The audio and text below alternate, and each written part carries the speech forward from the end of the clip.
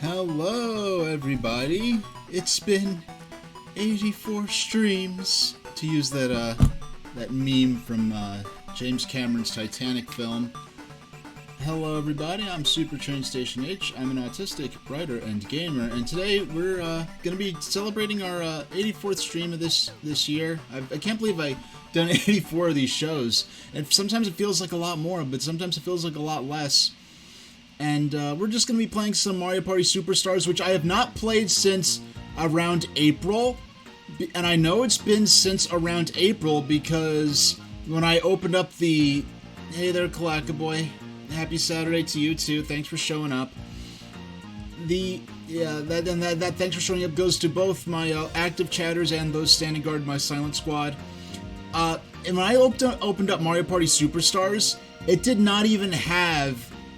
It's around April, I started using a voice meter to handle my microphone audio, to handle the processing of my mic into my broadcast software, and I did not add that source into this yet, which means I have not streamed it since at least March, which is weird because this feels like one of the games I'm always streaming. Here in my hands, I'll go through these in detail at the end of the stream. Here are just a few of the physical games I plan on covering on my stream in 2024. The real fun starts on the 3rd of January, my first stream of next year, which I hope you can all make it for. But for now, we're going to jump right into Mario Party Superstars. We're going to be playing on Peach's birthday cake. I set everything up so we can get started right away. Now, just a disclaimer, because this is towards the end of the year. Normally, I have my cell phone flat out off during my streams. But it's the end of the year, and in my line of business, I get a lot of work and a lot of business calls this time of year. So there may be a couple of calls I need to take, so I do have my phone on me. I do have, it's not silenced or anything, so I might have to take a call. But sometimes that means I'll get calls for, to remind me about, the warranty on my car, which is guaranteed not to be a scam or something silly like that. I always play as Luigi in Mario Party Superstars. Now, some of you who came earlier this month, throughout this month, the only game I've been playing, I played a little Pokemon Puzzle League, I think, on impromptu, but the main game I've been playing is Kirby's Dream Land 1 and 2. Kirby's Dream Land I beat in a single stream. Kirby's Dream Land 2 took me 7 streams to beat. 7 streams dedicated to that one game alone. Now, mind you, I do shorter streams than most streamers. A lot of streamers do a minimum 4 hours. 4 hours is getting on the longer edge of my streams. I usually do, 2 or 3 hours. Now, I did go in and rebalance everything because I have a standard list of all the audio levels I need to have my games at to fit with my old mic, but then I had to redo them when I started using Voice Meter. So it should be balanced good, and this balancing does work good between Mario Kart 8 and this game, so we'll be playing that later. Alright, we don't need all the flavor text. Flavor text, it's Peach's birthday cake, of course.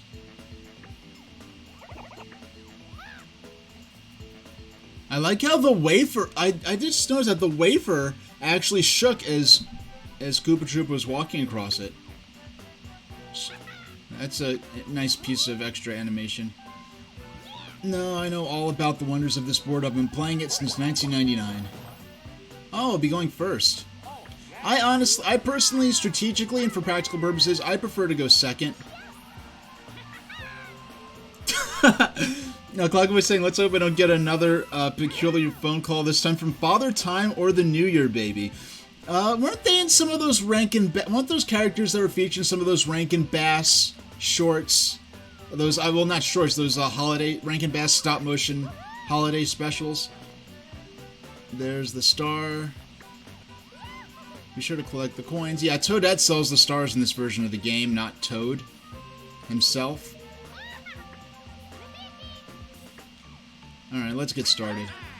I'll play a little offline for these two games, but then maybe I'll go and venture into a little online. I haven't done online. Now, this game is so different. The interface is different from the newer Mario Parties. You have to hit X. The buttons are dedicated for particular actions. So I press X, and then pressing X, I have to press A to take the action of actually hitting the dice block. haven't gotten very far into the board, but I did land on a block that'll give me some sort of special advantage. And so I rolled a mushroom this time. Like, there's a little roulette, it gives you a special item to use.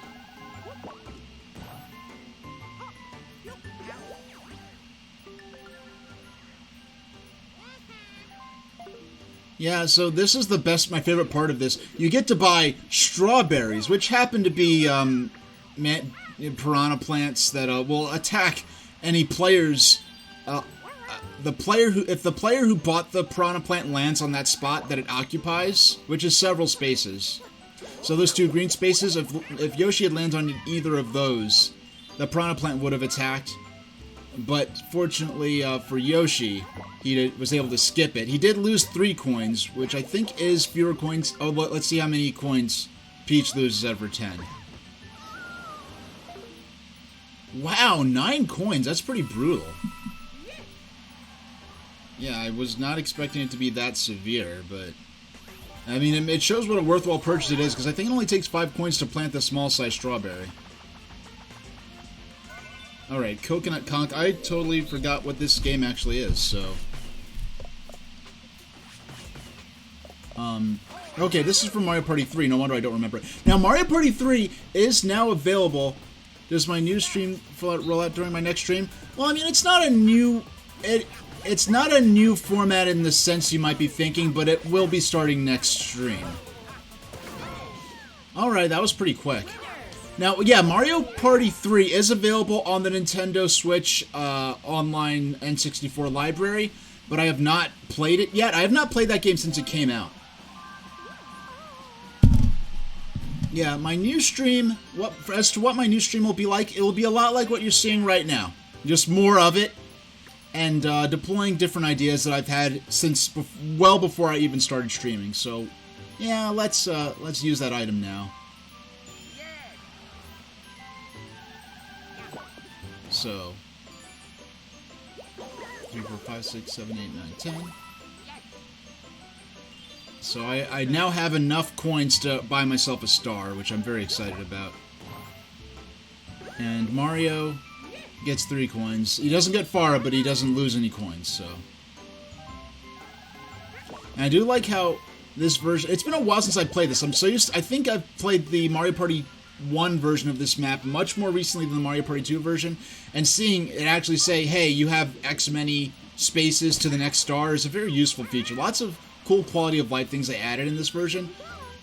But what I will say is that they definitely softened up the difficulty of this. Like, there's a branching path in this map. In the original N64 version, when you got to that branching path, it would either take you to... Oh, gosh. AdCon. I'm guessing this is both a con and an ad. Okay, it's nothing. False alarm, everybody.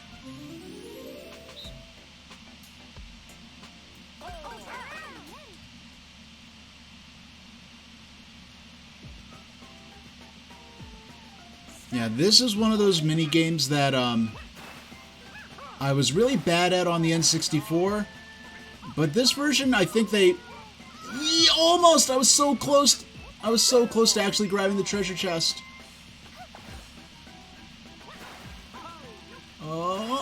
Okay, I need to consider the time delay.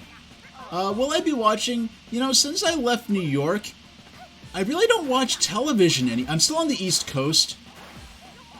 I might watch it online, because I don't plan on going. I don't have any friends I'm going to their houses or anything.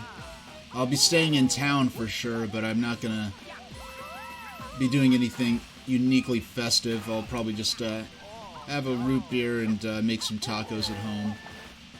Not legitimate tacos, like some crunchy shell, like Taco Bell type tacos. Oh, come on, please let me claim the bag. No, it did not let me claim the bag. And so I might watch it online, the ball dropping, because I honestly don't even have a television that's set up to, like, receive broadcast or cable TV anymore. It's just not something that fits in with my lifestyle, frankly. Now I do have a small TV that has an antenna in it that can get local stations, And I only really turn it on when I think there's inclement weather coming, and so I can watch the local news, see what they're saying about it. Now, so 1, 2, 3. Okay, we avoided landing on Yoshi's piranha plant. Man, everyone's got their piranha plants out. I'm leave it to me, the piranha plant fan, to be the only one who does not have a piranha plant active on the board. And you got chomped for 9 coins.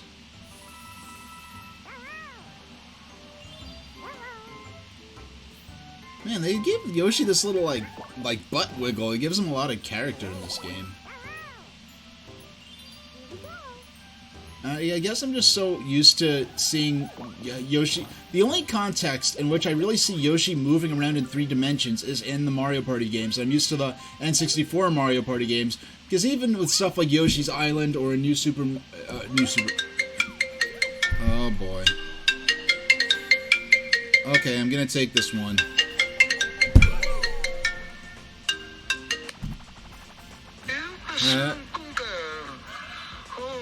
Hello? Little super train station teacher. Excuse me? You are Who is this? My all orders. Play your damn Fortress Night. Fortnite? Fortnite.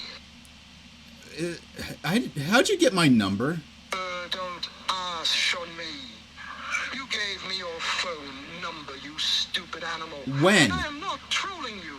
I am penalizing you. This is your absolute penalty phone call. Big time, Mr. Bus Station H. Penalty phone call? For what exactly? This phony Cali as you are for violating your phone call interrupting your now in progress online streaming show. Yes, you are. If your recompense for violationizing bigly your binding contract you made with me. What contract? I don't even know who you are. You will. You dumb bad little Hilfamira, you naughty animal. I'm calling you from the future to penalize you. The penal punishment future. you know you truly deserve big timey, absolutely right now, for sure. Penalization for what?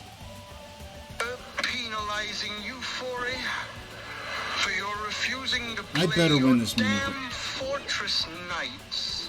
I never agreed to play Fortnite. As you primrose me, you would. So play your damn Fortress Night, Fortnite Fortress Night computer game. What? Who are you? Yes, damn it, you punky monkey little you. Elfmara, you punky monkey little man. As your preemptive penalty for... Preemptive penalty. Just deserts you all the future selfies. Bad misbehavior shall to continue to Are you okay? until your future self will see streaming right now in 2024 agrees to play its beaver dam Fortnite. That by big boy and firstborn son of mine. Firstborn son. Firstborn son. Yeah, don't worry. I'm not going to become a Fortnite streamer in 2024, and I'm blocking that number. So I really wouldn't be concerned. Now, I managed to win the crayon tracing minigame in spite of that weird distraction. Guess it was the fact that it's based... I never could really tell with that minigame if it was based more on accuracy in terms of how many pixels are obscured by the line the player makes, as opposed to who finishes first. Because I remember, unlike the N64 fossil tracing minigame, where you sort of have a jackhammer and you have to trace the outline of a character, and you're going for accuracy, I used to think it was based on who finished first. So, and I didn't realize that it was based... I thought I had to cut around the outline. No, you have to cut exactly on the line itself, which is a totally different, like... Oh, here's that mini-game from... All these...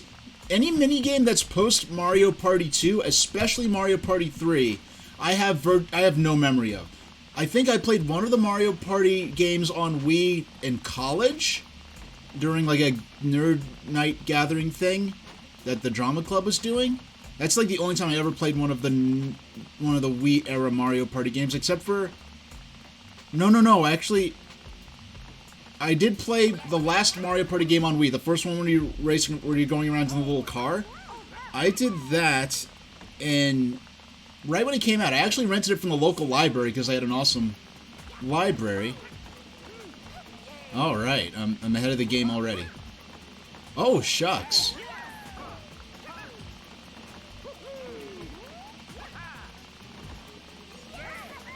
Yeah, this minigame reminds me so much of Hotel Mario. Come on.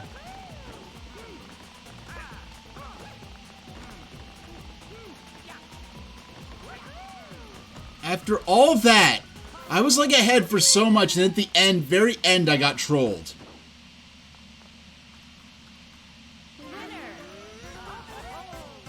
Yeah, I just got that bad luck right at the end, and ended up, okay. Now, I'm still first place in terms of coins, because Yoshi already has his first star.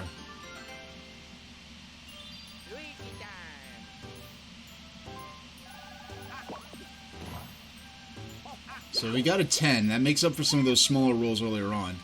And we will definitely be buying that star. And this will put me in first place. I love the prawn plant in the background, just jamming there. Just like, yeah. I'm a man-eating plant. I'm so funky. Yeah, just having a ball back there. Just slide down the graham cracker slide. Now I did skip the shop. That that slide was not there in the N64 version of this map. I don't think, did I even, you know what? Did I not play the lottery game where you have to choose your path? I feel like I didn't even actually get a chance to choose my path. Now these hidden blocks, you know, I've never, the Rose Parade, I guess maybe it's because I'm on the East Coast, because I understand the Rose Parade to be a West Coast thing. I knew of its existence, but it's never something like my mom would tell me about when I was a kid. We never really watched it in my house. It was never really much of a tradition. Now, when I had a large contingent of writing friends back when I lived in New York, what we would do is we'd go to a diner, and the diner was empty because everyone was at like house parties for the most part, or out at clubs or whatever. So, okay, so I have to avoid these,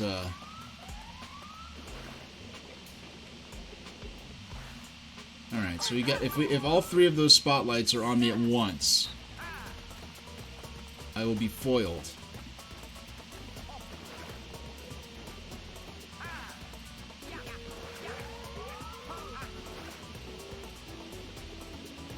This game seems like the sort of game that makes a lot more mechanical sense when you have human competitors operating the searchlights. Okay, I'm gonna get it. I'm gonna get it. I got it. I won.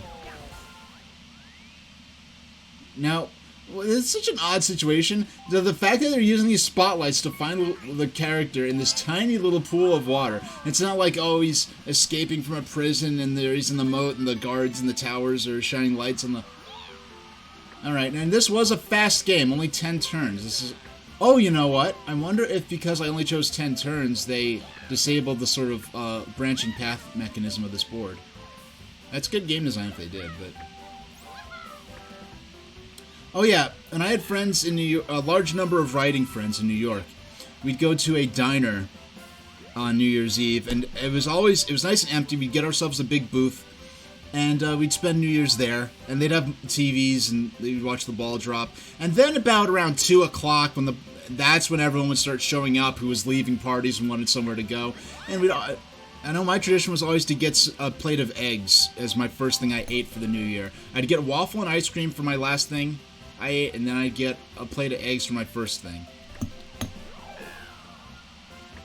Alright, so we're already up to sort of the hyper mode, sort of end, where the stakes are increased dramatically. And we get this funky, jazzy version of the board theme, since we're on the nearing the end of the.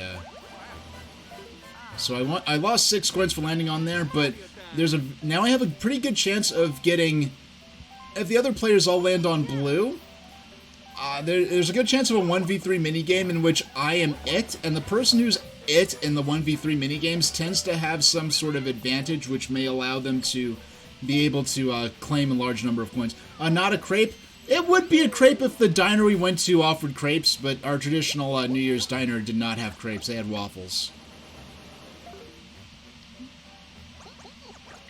But but nowadays, writing, I love going to diners at obscure hours, like 4 or 3 or 4 in the morning, or 3 or 4 in the afternoon. Those are both like the slowest times for diners.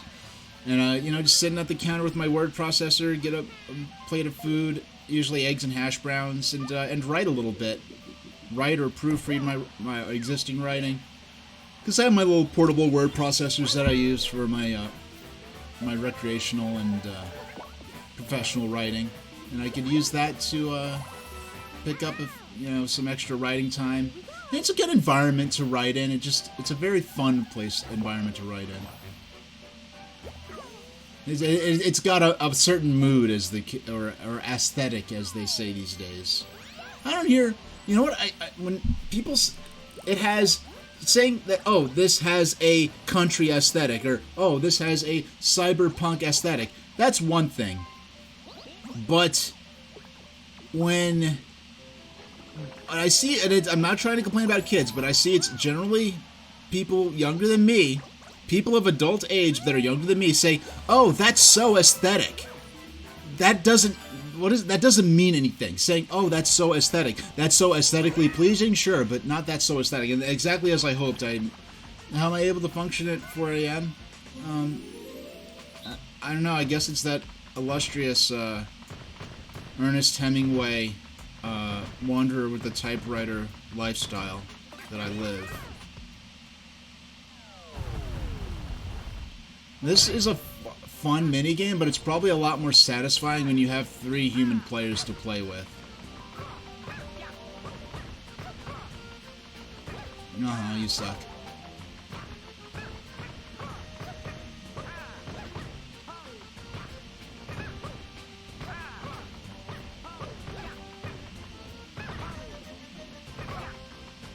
Oh, I ran right into that. I got owned.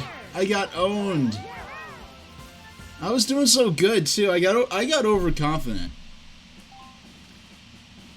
All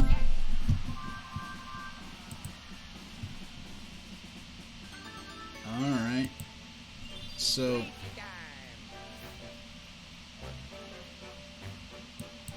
All right. So the dice. I wonder if it's possible that those piranha plants, they only last for they either last for a certain number of turns or for a certain number of players landing on them. And it's possible that they may be in play all the way to the end, because this is a pretty rapid-fire match of only 10 turns. I wish there was a 10-turn option in the N64 Mario Party games. There is not.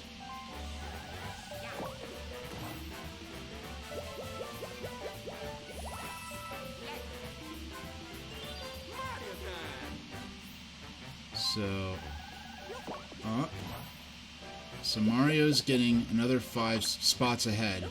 I think, does he have 2 or 1 left? Is he going to land on that clover spot? Is he going to? Yes, he will. I don't think he's going to. These don't give any.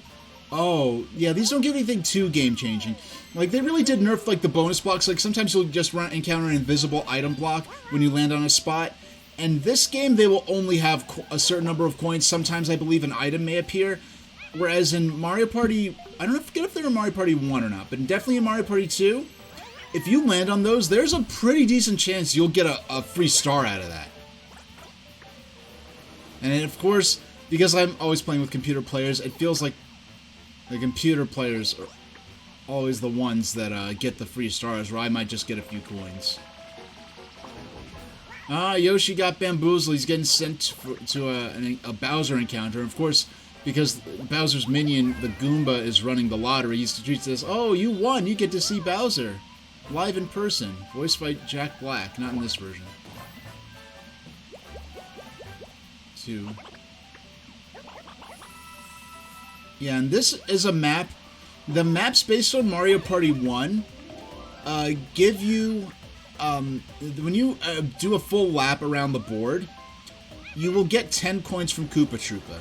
That is something that was in Mario Party 1 that they took away in Mario Party 2 onward, at least in the games I played. Mario Party 1 has an extreme emphasis on coin theft and the loss of coins while playing normal mini-games. And I guess to balance the economy, so to speak, of the matches, Koopa gives you 10. Koopa Troopa gives you 10 free coins for completing a lap. Meanwhile, in Mario Party 2, you don't get anything special for completing laps. So, what are we? Archer. This game. Now, the way to win this game, if you're the human player and you're playing with a bunch of, oh my goodness, I had no chance to escape that one. Because the at least on N64, I'm not super familiar with here. On N64, the players operating the targets are morons. They will just stand around and get hit. They will box the player in. My strategy is to box in the computer-controlled targets and force them to get hit. And then once I have free reign of the board, I'll move back and forth, and the computer player Archer. Now, the detail of the character actually popping up and holding up the sign that they had that's a cool detail that they added to this version alone. It was not in the N64 version of this game.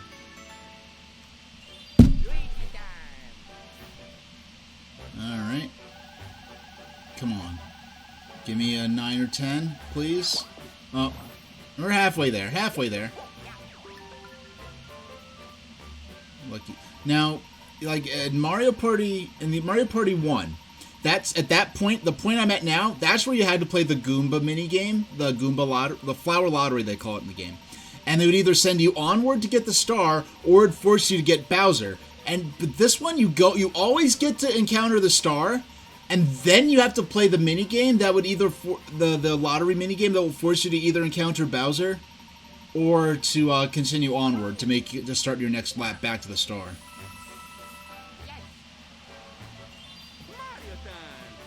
So that right there, actually makes up for that red spot I landed on right on the 6th turn where I lost 6 coins. I just got 10 coins there, so I'm actually ahead. Though I would not have had as many as if I had gotten on a blue space that turn, I am now at a net positive. It mitigates that loss, effectively. Yeah, in this game, I've never seen a star come out of those invisible bonus blocks.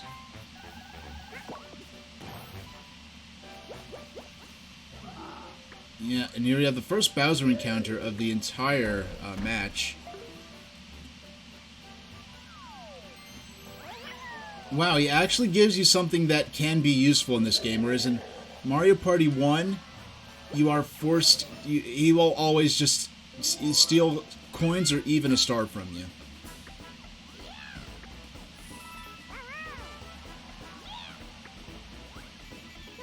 Well, I'm not exactly sure. Okay, so this is a Battle Royale game, pretty much. Okay, if that spammer wanted me to play Fortnite so much, this is probably as close as he's ever going to get. Oh, Tipsy 20. This is a game I'm familiar with, but here's the thing. With some of the mini-games that I'm familiar with from the older Mario Party games in the N64 are some of the most treacherous, because I'm used to the timing and the physics for these ones that are based around jumping and platforming. I'm more familiar with the N64 physics, so it's a little, just very slightly different in this version. So it's a... Come on. See, like, I wouldn't have got caught behind the shell if I... Oh, no. Oh, no. That might have cost me... Oh, I'm still ahead. Okay, I still won. Leaving that one in the corner had the potential... I noticed there's a slight texturing. And that's interesting that they managed to turn this into a ranked minigame. Whereas in the original, in Mario Party 2, I don't forget if this is in 1 or not, it's definitely in 2, They make this a strictly win or loss minigame. It's not something that would appear in these Battle Royale. Oh, shucks. Oh!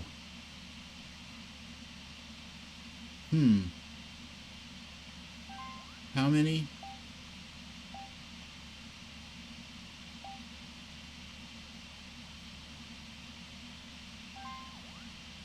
Okay, so you can choose... Wow! You could choose to add 15, 20, 25, 30. I was scared to go this far because I didn't know if it would just add, okay, we're adding 30 turns. Like, no, I did not want that. But that's very cool that you have the option to add turns.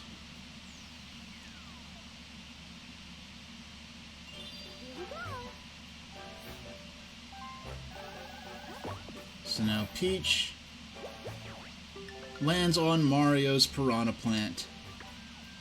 The Piranha Plant left her alone because she didn't have any coins. Guess they weren't hungry. Now let's see which... Okay, this is one from Mario Party 1. This is one we encountered not... Did we not... Was it not that long ago? When did... Hold on. I feel compelled... No, I actually cleared out my...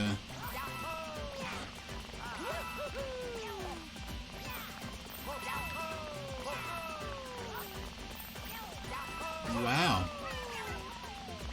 I don't know, it just seems like these coins in the money bags are a lot easier to grab in this compared to Mario Party 1.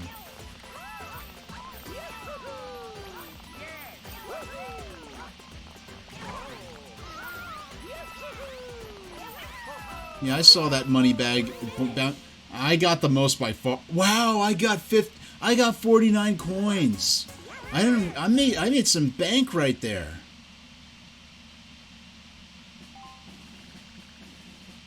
Yeah, I did not realize I was making that much money that quickly.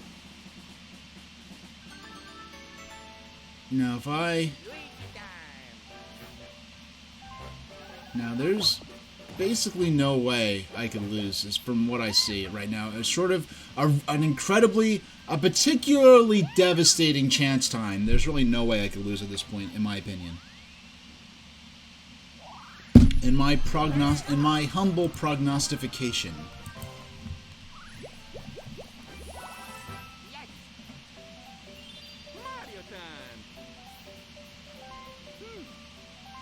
So, Mario.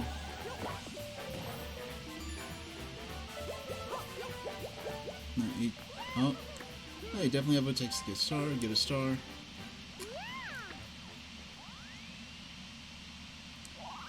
Yeah, I have not played Mario Kart 64 in so long. Yeah, it would be funny. You know, I could very easily... You know, it's not quite the same because this is a Mario Party game that's based a lot on older Mario Parties, yet it's the newest in the series. I really did think, in all the years since 2021, I thought that they would have... If I could ask, Nintendo, please take my money. Please offer me the chance to pay you for X in an existing game, within reason. What I would ask for is the chance to please add some more Mario Party 1 and 2 boards. Alright, I said short of a particularly devastating chance time, I only lost 20 coins. Boo-hoo, I'm under 100 coins. Yeah, you know I'm doing real good when it's an under... Hold on, I have to... When I'm messing with under 20 turns, it's only a 10-turn game. Oh boy. Alright, what is... Guess what? Big boy and Hilmir Firstborn Son Super Train Station H. What? I worked out a solution for you playing your Fortnite on stream in the future. I'm so that means that Hilmir and Ormir, due to this, I will not calling you from the future again. Good. Consider this a serious act of mercy on behalf of Crosslink Omniworld Organization. Who? Excuse me? Ministers of the XLO token. The inflation-free... Is this some crypto crap? Tender digital currency future. Who are you? You are am always. Hilfmir, I say. Excuse you me? for old times have known me, Super Twain. Statione, Caliterate. I am the advanced controller. I am your all parents. I alive you from my own mammal hole. Hey, giving birth? You're not my parents. I don't even know you. You are already know me, Super Train Station H. Really? You will. You just don't remember yet. Ha ha ha ha ha ha ha. See you next year, sucker. Okay, you're getting blocked. And if I blocked the last number they called on, and that still got through, so if this doesn't stop, I'm probably going to have to change my phone number, which is going to be a huge pain in the butt, but it's better than getting lots of creepy calls like that, which doesn't really happen that often. It seems to happen more often while I'm streaming, but which makes me think it's probably some kind of troll. And I don't play like, well, Fortnite or Team Fortress 2. I'm just trying to think of whatever online games where you could theoretically get stream sniped. So, okay. Now this minigame, for some reason, this is basically a minigame-ized version of the matchstick game, or it's also known as NIM. And from my perspective, even though it's such a simple game, you either take one or two, and the goal is not to take the final matchstick or whatever. See, look, I've already lost. I'm out. But something about this game really did fascinate me back when I first played it in Mario Party 2. I remember that first night, bringing it home from Blockbuster, eating it, enjoying it with my pizza. And at that point, the N64 had actually been moved into my parents' bedroom because my parents were more often watching the TV in the living room. So I remember sitting on the floor in my parents' bedroom, playing with the N64 hooked up to that TV, and playing this game. And I remember this was one of the first games when on that rental copy that I made sure I purchased from the minigame shop and could play freely. Just the strategy of it. It's like that perfect balance between it being a coin flip chance and it being really deep, well, not deep, but just strategy, mind games, faking someone out. Now, if Mario does not take two, he's a fool. Absolute fool. Okay, he has. If he took one, he was basically handing the game over to Yoshi, whereas I was one of the first players, and I really got bad luck. Yeah, this game has this really perfect balance between skill and luck that makes it very satisfying to play, so even if you get wiped out, it doesn't feel like, okay, that was nonsense. I lost due to no lack of skill on my own part.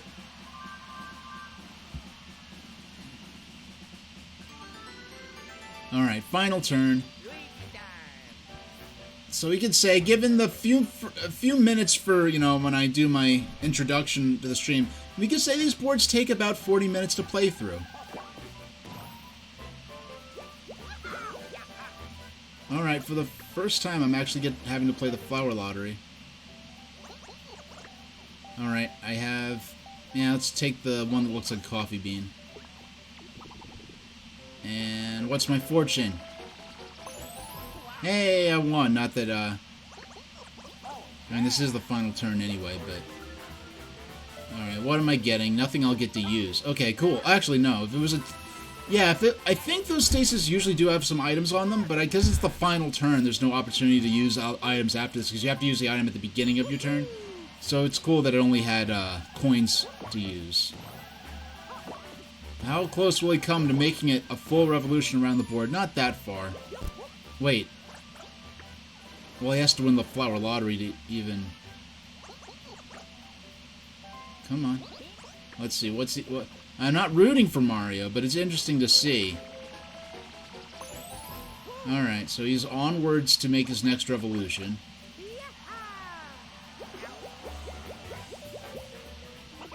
He gets... I didn't mean to hit that sticker button, but 5, 4, 3, 2, 1. Oh. We received 7 or 10 coins. Oh.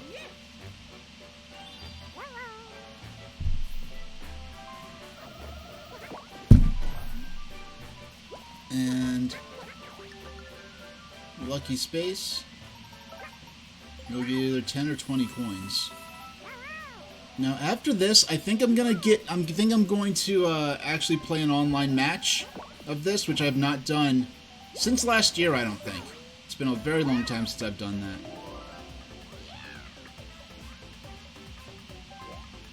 Yeah, at one point, like, someone recommended me, like, oh, like, if you put playing with viewers in your title with Mario Party, like, you're gonna get a ton of viewers. I'm like, this is advice that's better. Let's be real. This is advice that's suitable for a larger streamer who might have even 20 average viewers. That's more plausible. But for me, when having even half a dozen viewers is kind of a big deal, that's not really a suitable strategy for a format for running my stream. I'm not complaining. I'm just saying that's you're trying to offer me advice that's not suited for a streamer of my audience size, and attempting to follow it just so.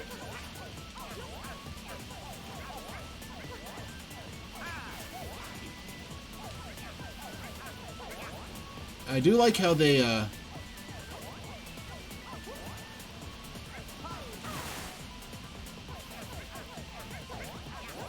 this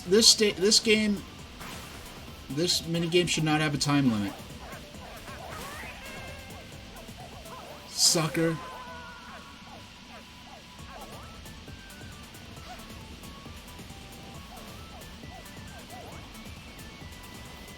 Sucker. Why'd she stop on the edge there? I mean, that's a minigame that's going to resolve itself if you let the players do their thing. That minigame does not need a time limit, in my opinion. Who will win it all? Oh, shucks. Okay, there we go. First, let's go over the bonuses. The first bonus is Rich bonus. This bonus, and now there's several bonuses, and they're randomized, and you get like I think they're like 6 in total, and you get 2 or 3 per match at the end. That bonus goes to Luigi. Oh no, I guess he ended the game with more coins than me. I know I earned more coins than him, but he has the most, I guess. Second most we've got is Unlucky bonus. And the most, I think that might be me. Oh, it's Yoshi. Yeah, Yoshi did have a rather hapless run between the Bowser encounter, and he did. So wow, I actually didn't. You know what? In Mario Party, if this was straight up Mario Party 1, I would have been guaranteed the star. Based on bonuses, but with the way the bonus system works here... Wow, I got bamboozled. Yeah, when I said I'm guaranteed this, that was on the basis of Mario Party 1 or 2 rules. With the way the bonuses work in this game, I ended up getting bamboozled at the very end. Alright. So let's collect our booty.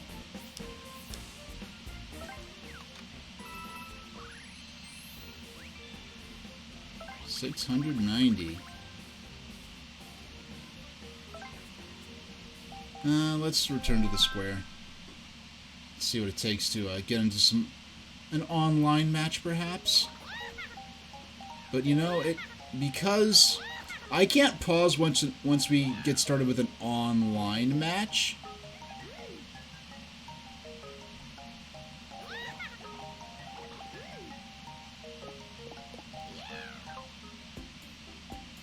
Yeah, we'll have to...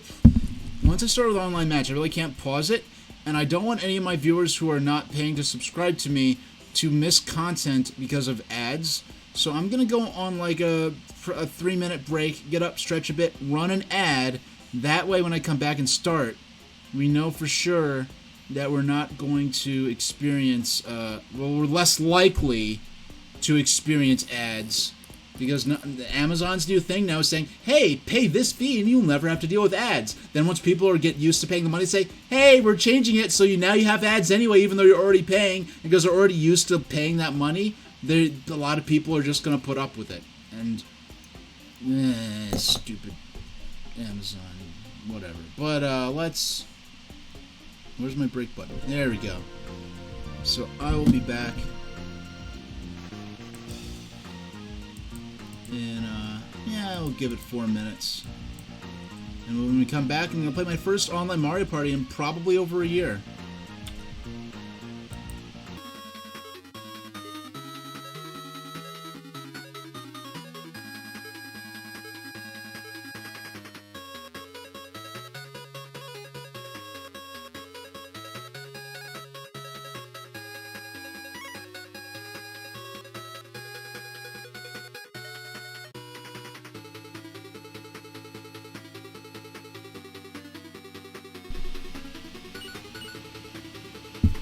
Hello everyone, I hope that music is getting you hyped up for the first online Mario Party match I will have played in quite a while. So we're going to jump right back into it and get started. So friend game, yeah, we're going to play with global. Yeah, last time I played this, I remember there being a user with a name that it wasn't severely inappropriate. It wasn't something where I didn't want it to appear on stream or I was offended.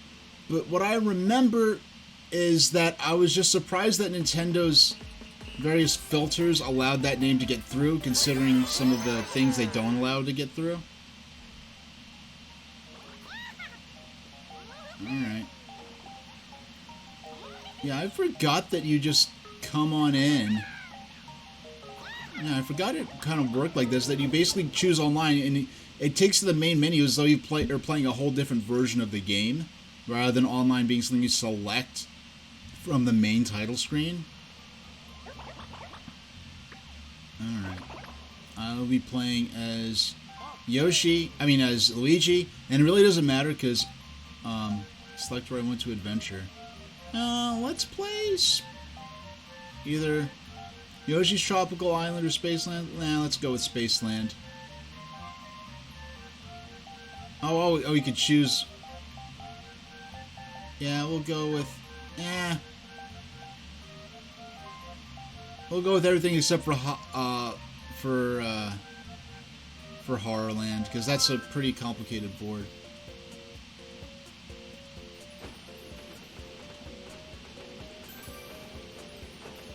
Hey, Amberg, how you doing? Yeah, today's sort of my... they have sort of... Oh, I forgot that you could sort of play these sort of mini-games, I guess, with random other people while they search for other players. That's kind of cool. Oh, no, no, I am controlling this. So I'm guessing this is just hand-operated. Yeah,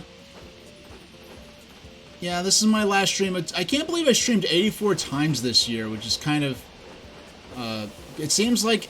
sometimes when I think of it, it feels like I've streamed like twice that many. Sometimes it feels I've streamed like barely at all. But it's my 84th stream, final one of this year. And next year... Oh yeah, that lets you know that they're going with the Mario Party 1 version of this game, because the Mario Party 2 version of this game, you cannot fall off of the track like that. The balancing was just to increase your speed. There was no way to actually, yeah, there was no means of actually falling off. Okay, so we're playing Yoshi's Tropical Island. Yeah, so so here are just a few of the physical games I'll be playing next year. Some of which are ones I want to get back to. I haven't played for a long time. So many of which I've never before featured on stream, though I plan to do so for years. The two most exciting games I'm excited about playing next year are Heiankyo Alien for Game Boy and Pokemon Red. And Pokemon Red's going to be in March by the current schedule. And of course I have to go 4th out of 4. I don't know how many turns we'll be playing though. It didn't say. I'm kind of scared by that, because if this is like a 30-turn game, that's pretty intimidating. I'm guessing this would be like 15 or 20 turns.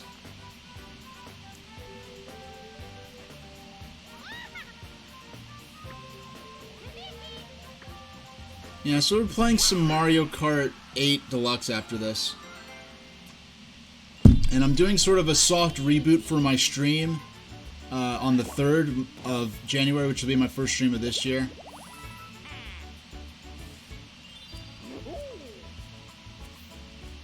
Yeah, I gotta turn the volume up a little bit for this. Yeah, this is one of those maps where you can definitely tell that this composer also worked on Super Mario RPG. I don't know her name, but I... Okay, so 15 turns. That's tame. That's tame. Because the smallest you could choose in Mario Party 1 and 2 is 20 turns, and even that could be a bit of a... Very rarely do I... I'm playing off-stream, which just doesn't happen that often. Am I actually sitting around for 20 whole turns? Now, it's kind of funny, because of the nature of the online multiplayer, for all I know, all 3 other players could have chosen Luigi, but they just show me some other player, because it doesn't matter. They all have the same, like, properties and stuff.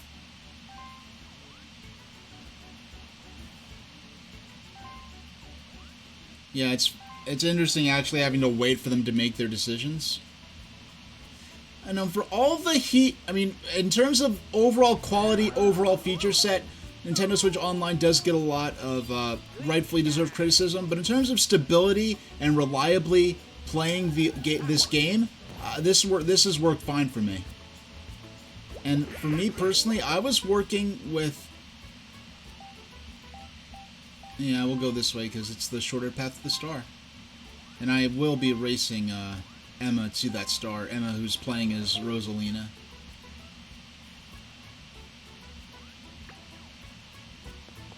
Yeah, so I actually got materials for making tacos tonight. But then on my local food delivery app, it turns out I had a coupon for a very large coupon from a local Italian place. So I said then I'll be getting delivery from them after the stream.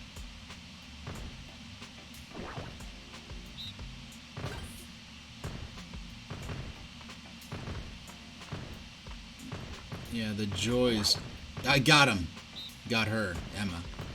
Yeah, the joys of waiting for Donkey Kong to press start.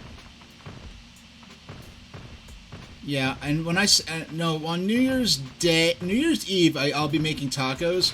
And when I say tacos, I don't mean like legitimate, like Mexican tacos. I mean like crunchy shell Taco Bell type tacos. But they're made at home and it's fun. Even if it's not authentic Mexican cuisine, it's fun Americanized Tex-Mex nonsense.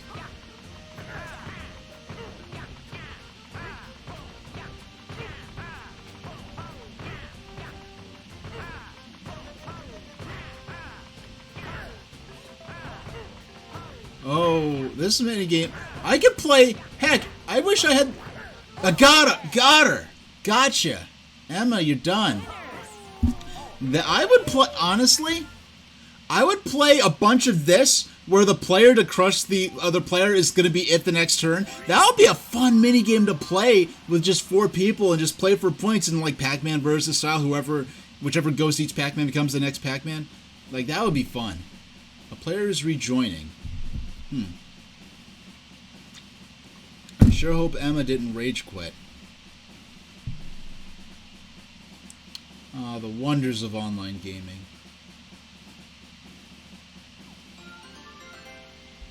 I hope we have the same 4 players. Okay, cool, we have the same 4 players. Because once a player leaves, I think the game just continues without them and replaces them with a computer controlled player, I think.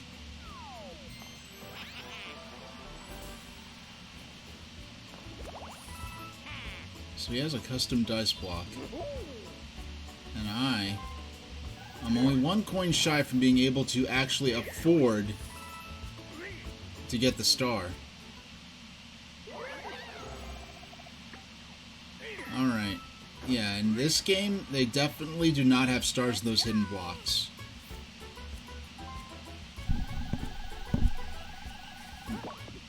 Alright, so she gets to move the 1. And we're not in the final 5 turns, so it doesn't turn into a duel. I am now in the lead.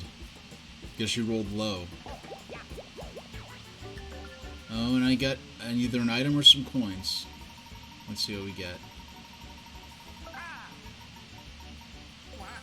Okay, 5 coins. I was aiming for the mushroom block, but I'll take the 5 coins. And now, with those 5 coins combined with, I am definitely now viable for purchasing a star if I had the opportunity to do so. Did you do so? I don't know why my tongue stumbled over that a little bit. Oh, okay. I've never played this minigame before.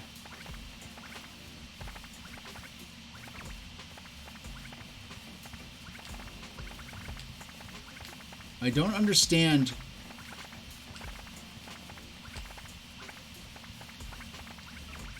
I don't understand. Okay, fine. Yeah, I'm kind of trying to figure out how the. I never saw her play this minigame before.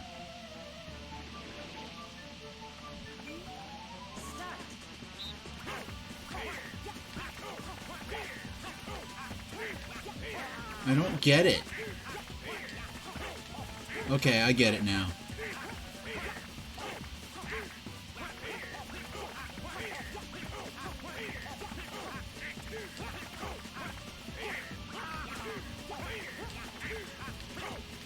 My main lack of performance was due to not understanding how the minigame worked. Look at them, they're up in outer space. That was a fun minigame once I actually figured out how to learn it, and I didn't have time to really figure it out on the practice screen, so. It's just part of the game. The point is, I could still buy a star, which I'm only a few spaces away from. Unless someone warped into my place, or if Emma rolls really high, I'm gonna be fine.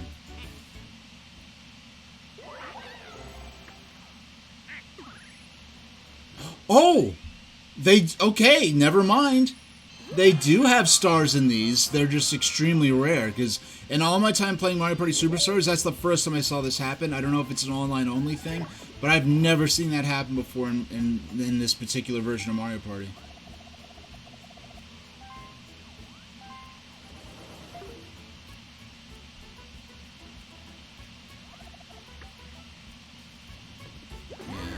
Pay the MTA and get over the bridge. Let's go. Come on. Under 9. Under 9. Yes! Under 9. We're good. We're good. We're good for the star. I have to roll very low to not get the star if I am to understand my positioning on the board correctly. So I just have to roll more than 3. That's all I have to do. Yes, we're in business. We're good. The star is guaranteed. You definitely have what it takes to be a superstar. Get a star? Okay, the star is all yours. You got a star.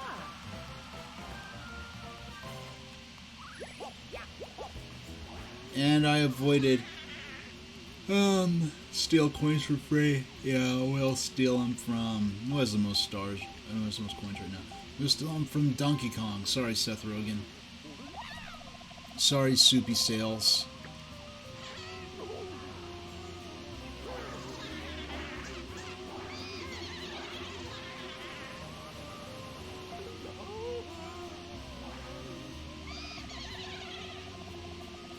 Yeah, I nabbed 14 of their coins. Now that's what I call fun.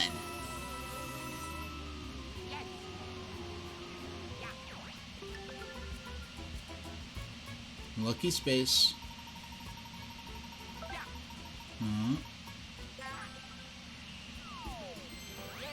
Warp blocks. Hey, this is the item I was afraid of before, and this map in particular is going to be very useless. Oh, Mecha Kong is... Hey there, Mecha Kong. They said they saw the film Ferrari today. Was good, but not great. So, like, was it like Ferrari versus McLaren? Because wasn't there a movie a few years ago where it was like Ford versus something else? I forgot, like, the details. So is this like Ferrari versus McLaren or something like that, or...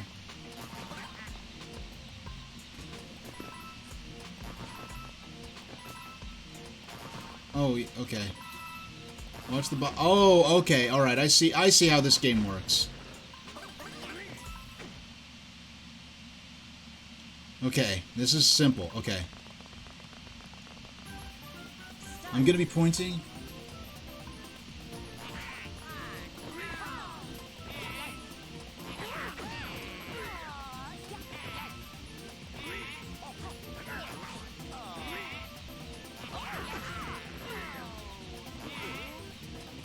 These next two we're gonna get.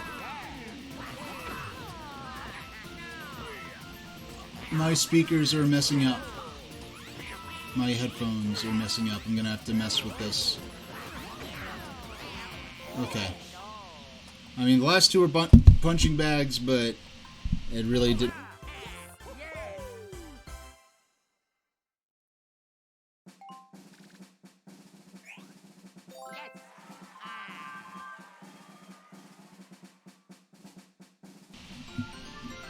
There we go. I should be back now. For my mic. Alright.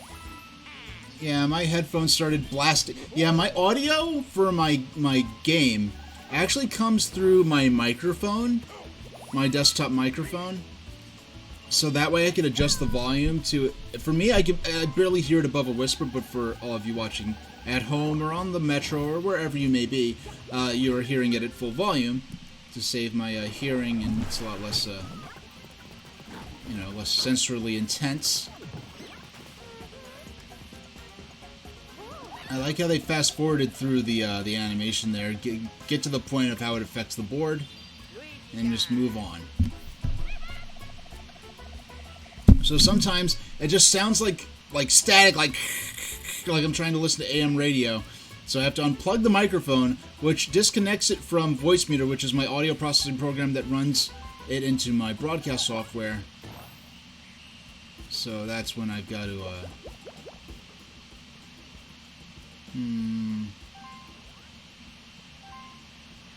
yeah, I really don't care about, trying to outprice everyone from crossing the bridge. Yeah, so what was that... Oh, excuse me, here we go. Ford versus Ferrari. That was about racing. This is more about the creator for Ferrari. Okay. Ford versus Ferrari was better.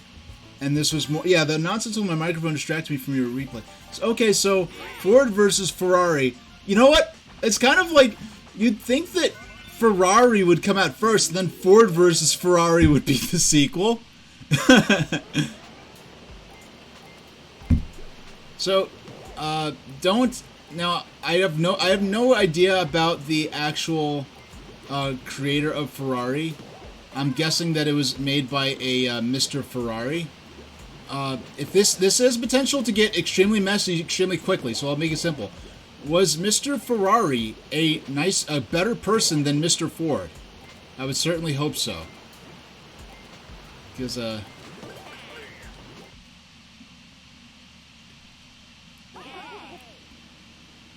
Enzo Ferrari was definitely better than Mr. Ford. I am very glad, because, yeah. Yeah. Mr. Ford, let's just say a very bad person was known to have a picture of Mr. Ford in their office and considered them one of the greatest people who ever lived. So, given that context, you don't get on that certain person's wall. You don't become a portrait on that certain person's wall by being a good person. Oh, come on. There's something to this I'm not getting. There's some nature to the acceleration I've never played that minigame before. It is amazing. And they're going to say, only based on the film, it seemed like a nice enough guy to everyone except his wife. Yeah. You know, because there's some biographical movies that really paint a really glowing picture of someone, and then there are others that the last really biographical but non-documentary film that I saw was the Steve Jobs film, and that movie did I don't know, Steve Jobs, and haven't read serious biographical books on him or done a lot of research, but based on the film alone, it seems like they did a pretty decent job of showing his less flattering aspects. Because it seems to be the case that a lot of people who are really successful... Oh, really? The Steve Jobs was better than most others. Now, what I will say at the end of that movie, where he sets up, inventing the iPod, or, leading the creation of the iPod, that was really, really cheesy. That was kind of, forced in there. Oh, and Amber's saying, don't like people that are not nice to your partners? Agreed. Coney Island? Are we taking the F train or the D train out there? Do I get to ride the Cyclone? Do I get to go back in time to the early 80s and ride the Thunderbolt? Don't get me started on Coney Island. You know what's kind of funny? I didn't even realize, Amberg, that you misspelled partners. I just saw partner. I just saw the word partners. I didn't even realize. My brain filled in for the lack of... excuse me. Oh my goodness. Please do not do this to me, game. I do not want to accidentally quit the game. Alright, we're ready to go. Yeah, I'm glad Nintendo set it up so I accidentally pressing the home button did not boot me from the game.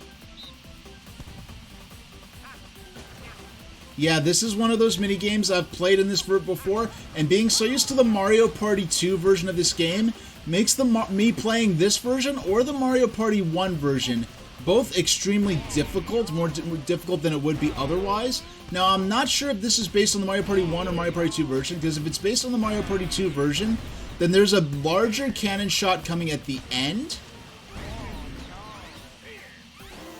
What? It looked like Donkey Kong jumped into the water on purpose. Jeez.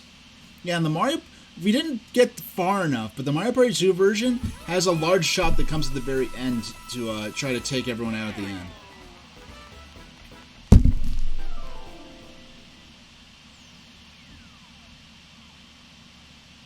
So I'm in first place with 76 coins and 1 star. Now, what's Donkey... I hope Donkey Kong gets... I mean, he already has a lot of coins. He's going to get 5 more.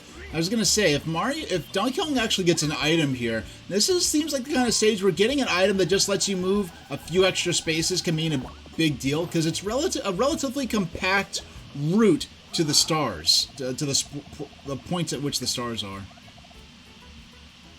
Alright, what's Bowser going to sell her?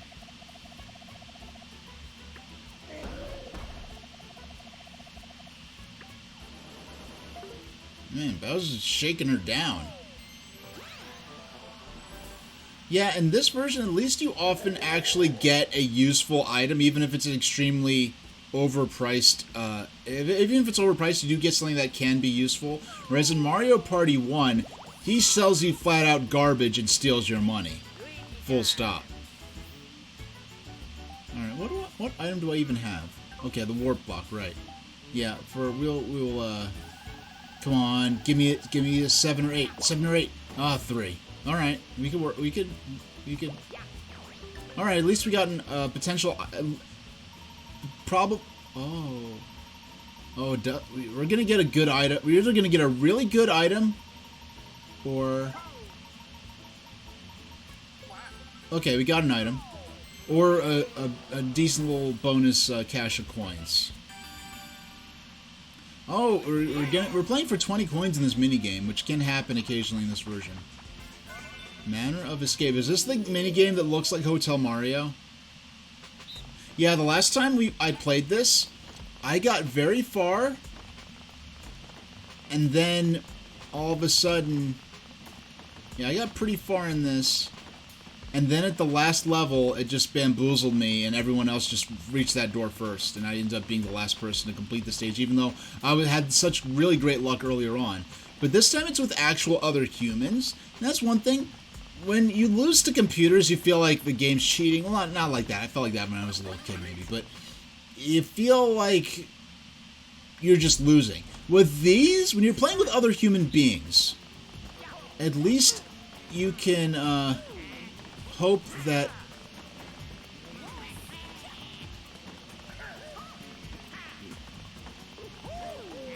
oh my gosh, the tricky oh my, please. How do I, why? I swear I've gone in every door. It's not, let me go in the door. Why am I, oh, you know what? I went in this door before, and it didn't let me progress.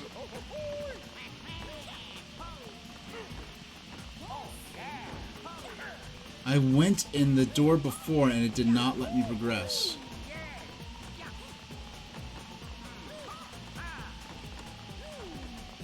At least I'm not last.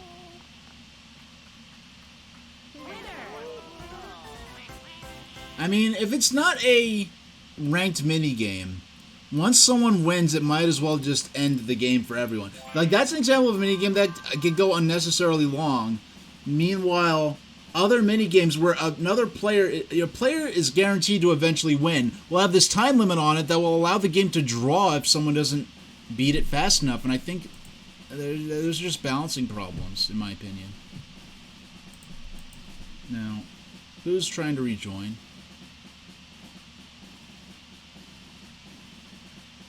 Is this what happened when I accidentally went to the home menu on my Switch?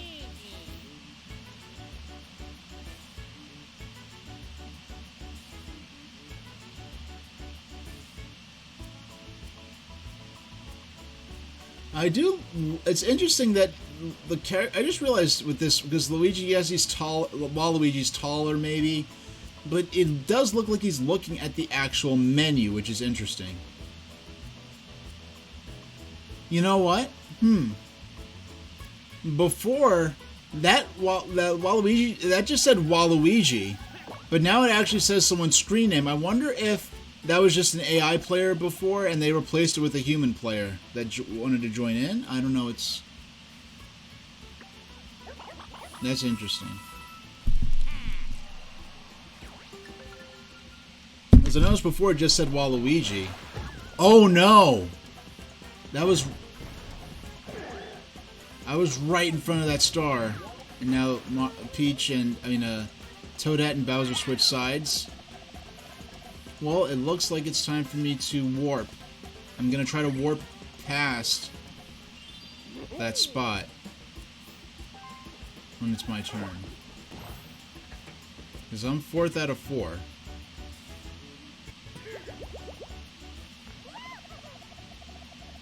Definitely have what it takes to be a superstar. Get a star? Yes. Oh, minus 20 points? Okay.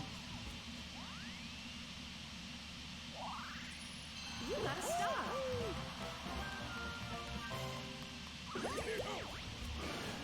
Oh, he landed on Bowser's space. Hopefully I do not somehow get bamboozled as a side effect of this.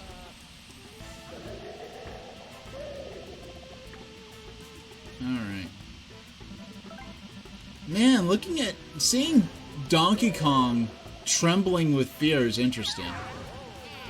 Alright, looks like we're all getting involved in this nonsense.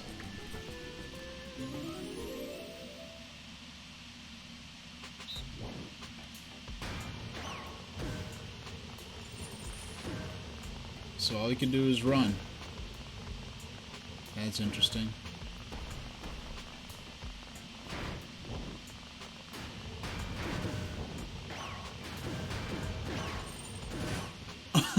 I think I actually won. I think I was actually last in that case. This is from Mario Party 6, which I never played on the GameCube. The only Mario Party game on GameCube I played was Mario Party 4.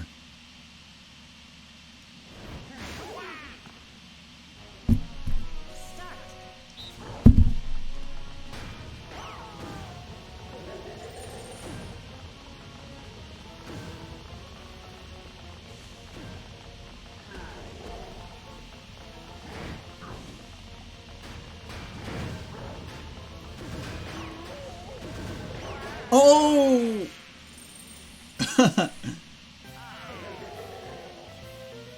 I mean, this always is gonna end with all the... Wait a second. Wait, is it possible to win? I thought you just the last player standing didn't get coins stolen from them.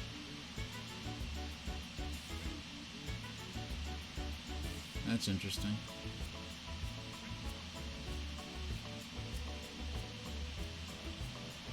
Alright, she's regrouping after losing those coins, I'm sure, but...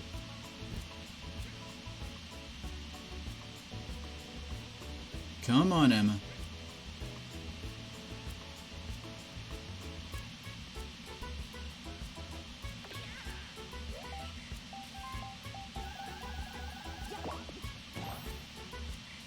Yeah, I keep forgetting all these stickers I could use.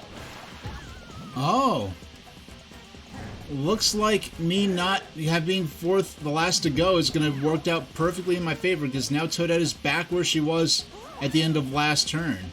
How about that?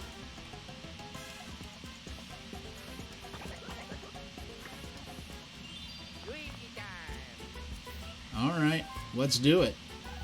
And... Come on. We needed a 4, we rolled a 4. That was sweet. That was sweet. Thanks, Emma.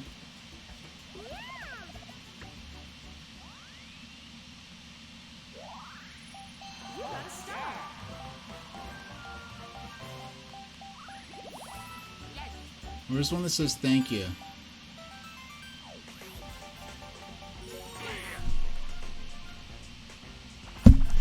There we go. Now this minigame, this is going to be one of the first few times I've ever played this with other human beings. Now I believe that if the players ground pound in unison, it makes it more effective.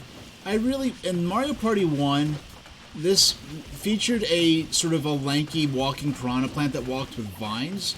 Instead they used Petey Piranha, who I've really never liked. I like piranha plants. They're some of my favorite Mario enemies. Favorite Mario creatures in general. But I don't like Petey Piranha. I don't like the little diaper thing that he's wearing. I always thought it was just a weird design. So the idea of him being like sort of the ultimate piranha plant is really irritating. Come on, where is... Emma, pull some weight, please. Emma, pull your weight, please. I hope she's, like, getting her pizza rolls out the oven or something, because, this is, not a very impressive display. Okay, we got it. We got him. No, thanks to Emma. I hope she, like... Yeah, I hope... Gee whiz.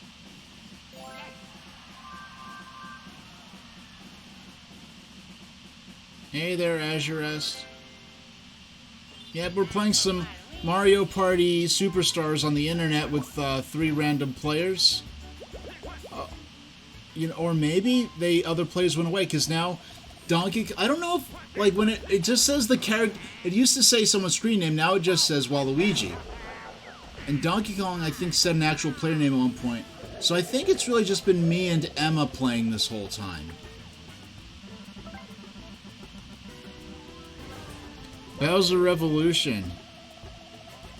The Mushroom Kingdom has nothing to lose but its chains.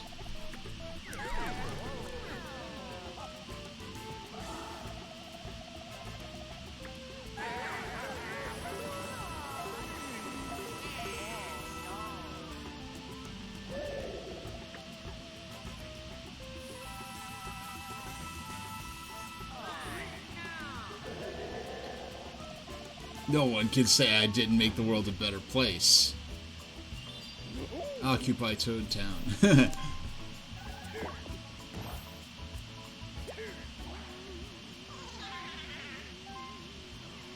Go straight for Waluigi.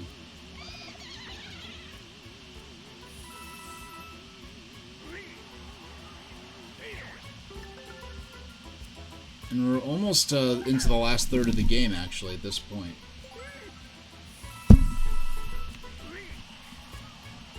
Let's go. Come on.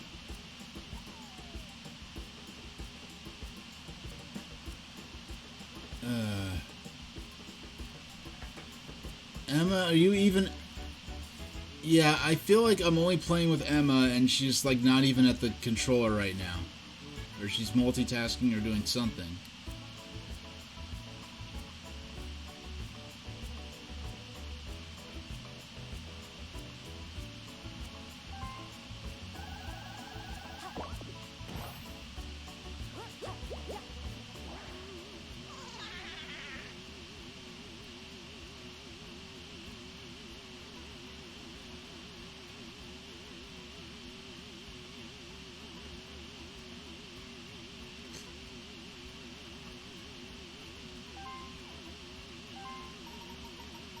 Yeah, I like how there is an option to choose a random player, so that way you could establish, hey, don't come after me, I wasn't targeting you specifically. I'm so used to Mario Party 1 lately that I forgot that there's an actual mechanic to try to protect as many of your coins as possible, so I was not ready for that quick time event.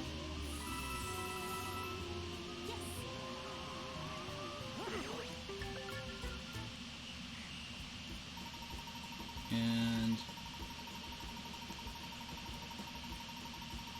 come on, roll.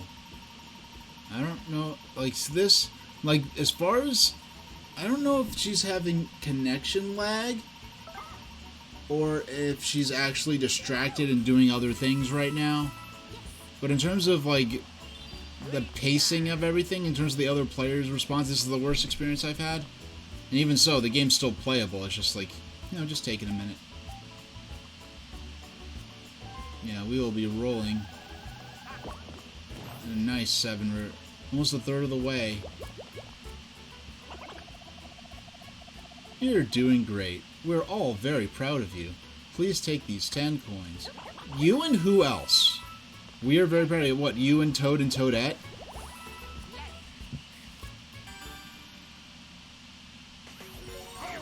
Yeah, and unlike Mario Party 2 onward, the stars tend to be stationary, though there will be mechanics that will make it easier or hard to get to a star. But the star will stay in the same place for the most part, in this board in particular. So I'm not like, oh, I have to get to the star before Waluigi or else I won't be able to buy one. It's not like that. There are mechanics where the star can change positions in this map, but...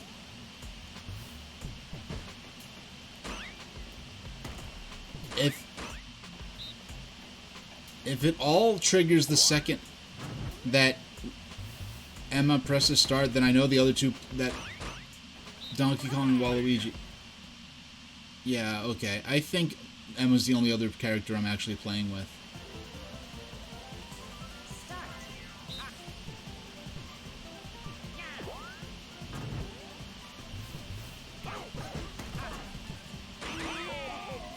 Yeah, I don't think Emma's even at the controller right now.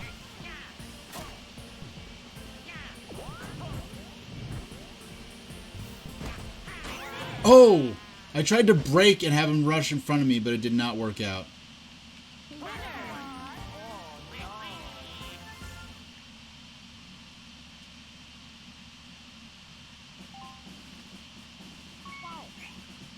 Hey! Well, Waluigi is not even an actual human being, so I kind of don't care that much that he surpassed me. And I say Waluigi's player. I mean, Waluigi is a human being in the lore of Mario of the Super Mario universe, but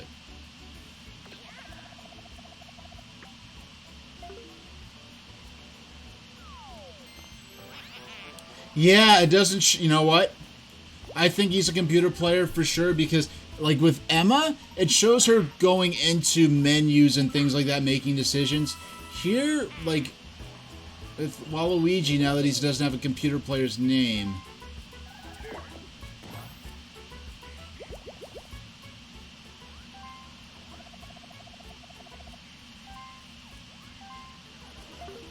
Yeah, it's kind of disappointing.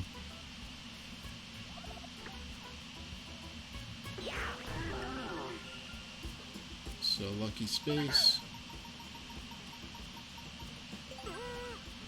Receive 15 coins. Let's go.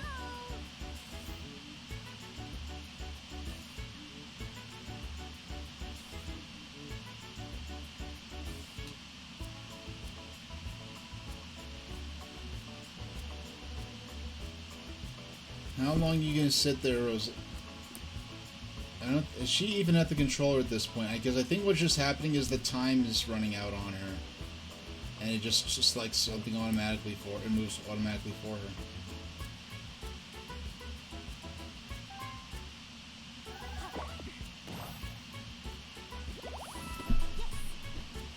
Okay. Now I'm playing again. 4. Oh, I landed on a Bowser spot. Doggone it.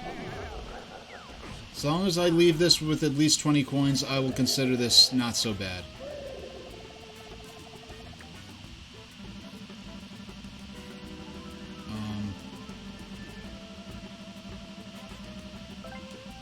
I was actually aiming for... What? Wow. That was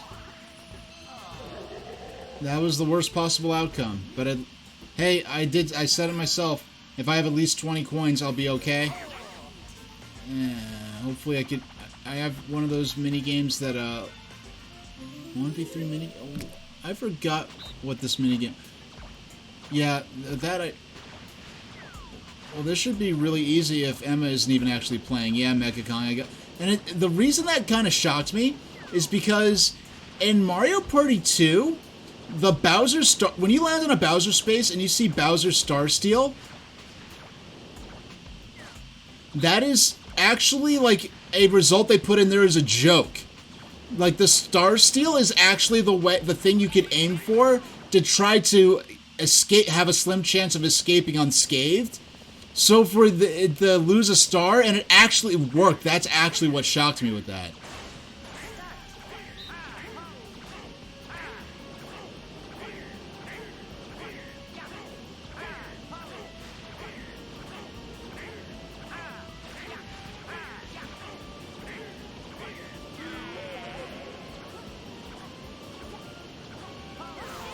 Got it. Okay. I got Emma and Donkey Kong at the same time.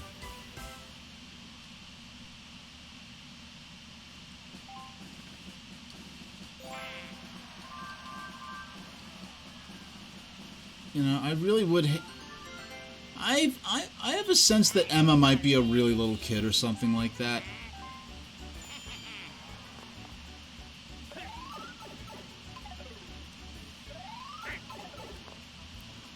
That was like a bad move to me.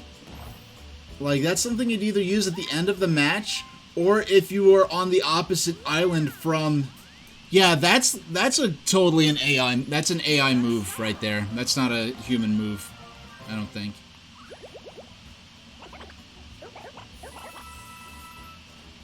Yeah, and it's fast-forwarding through his turn. Maybe there are not as many players, because last time I played this, it was a lot closer to its release.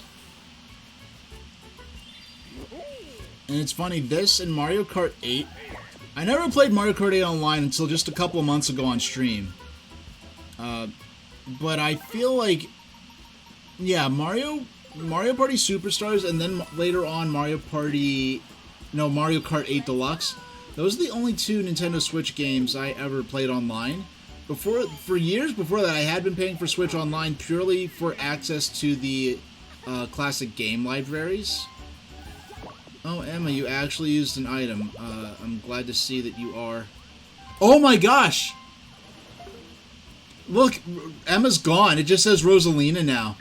I'm playing this game by myself. I might as well not be playing. There's like nope. I might as well just be playing offline right now. Like, the online is just a farce at this moment.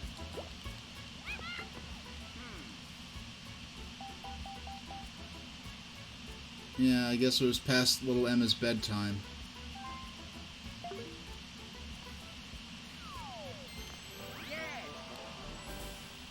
Yeah, I'm basically just playing offline Mario Party now.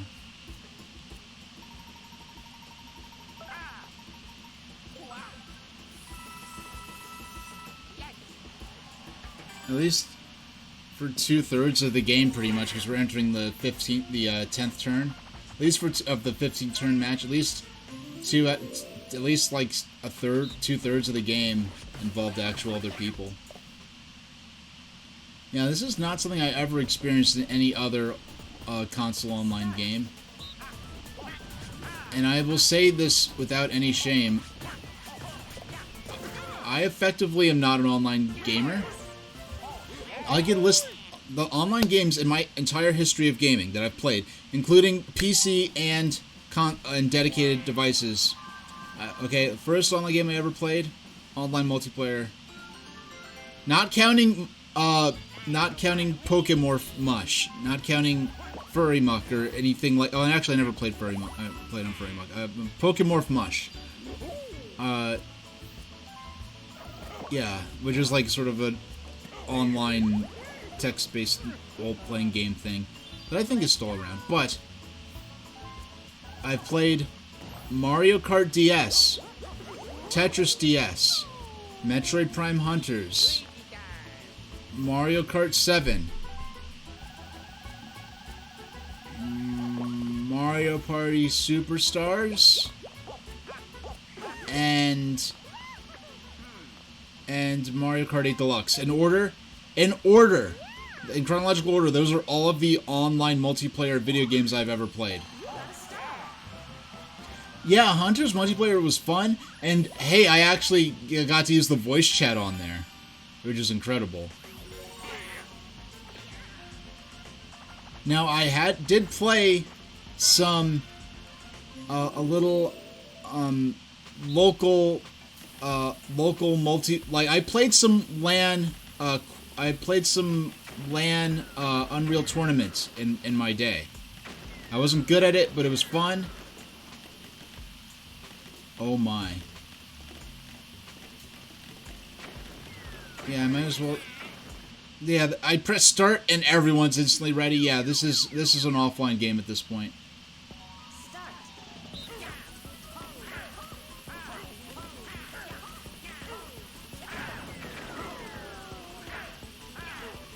Yeah, this is a fun one. Oh, why? Why can't... It wasn't letting me press the buttons. What's going on?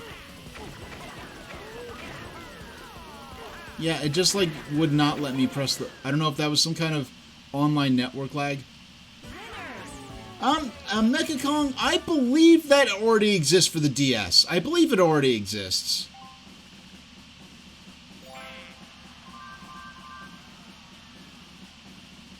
Yeah, I believe that already exists. We're in the last third of the game. I am the only human player left. So this is just basically like John Henry Man vs. Machine right here.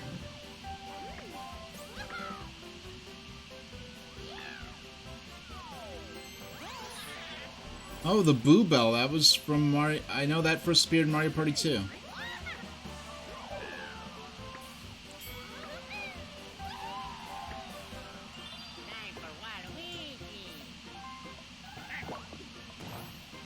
And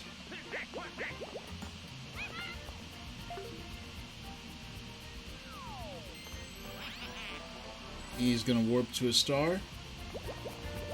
Have fun doing so. He's not really a... Because... well, aside from the fact that I have a golden pipe myself, and a golden pipe sounds like some sort of paraphernalia and not a cute Mario item. And if this is Mario Party 2, I'd want to use my... I'd want to perhaps get to the star as soon as possible, but here it's like... You're guaranteed access to the star due to the fact that they're not moving, so... Alright.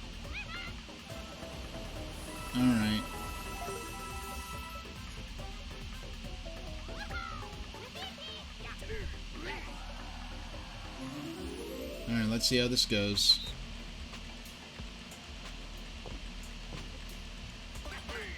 Alright.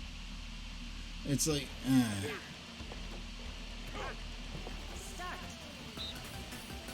Alright, I'll have to check this after the minigame because I can't pause right now. I see you in chat there, Clackable. I'll catch up with chat soon.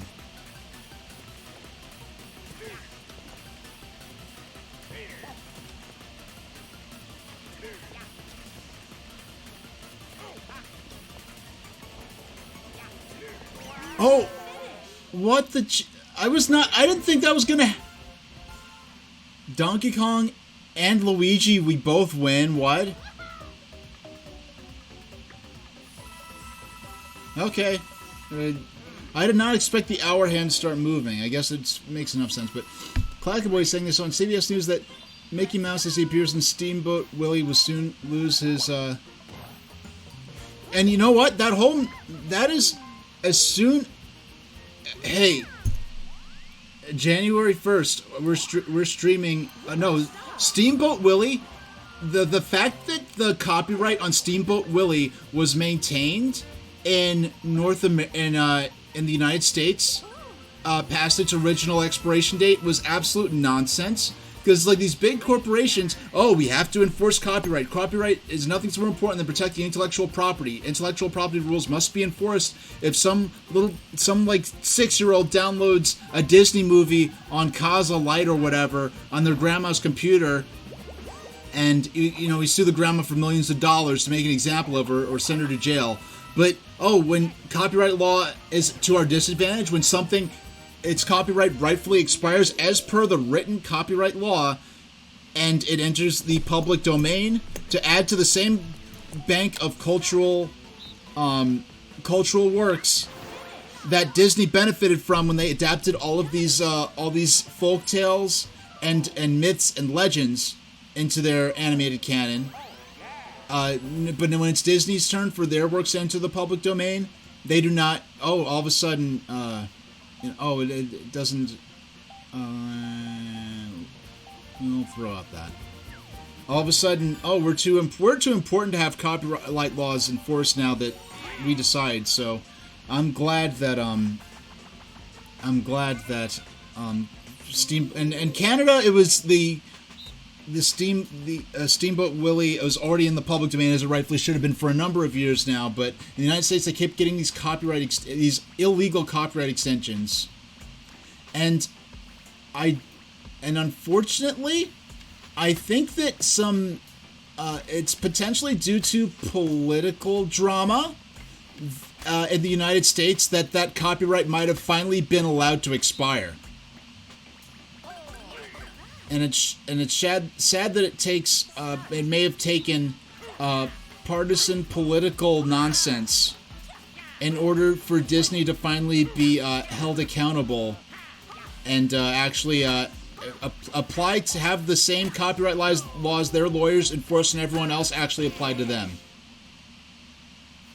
And I know how that can get messy very quickly. Now, what really annoys me is that sound, that Mario Party 2 minigame victory chime, that dun dun dun dun dun dun dun dun dun dun dun dun, that chime in Mario Party 2, that fanfare only was used when multiple winners won the minigame. For a single player winning the minigame, it should have went dun dun dun dun dun dun dun. Like if in that 1v3 minigame, if 3 players had won and 1 did not, then it should have played. So whoever sampled, like, okay, we'll use this tone from this particular jingle from Mario Party 2, they overlooked that detail.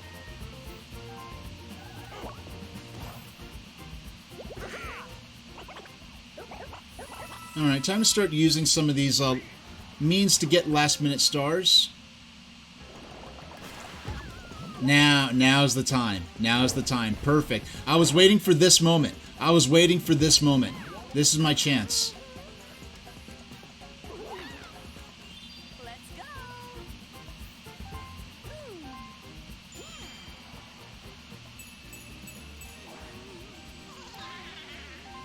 go. They said, so the copyright, is that for, like, Steamboat Willie, that work is public domain. So you're saying Donald Duck is coming up soon? Are they saying...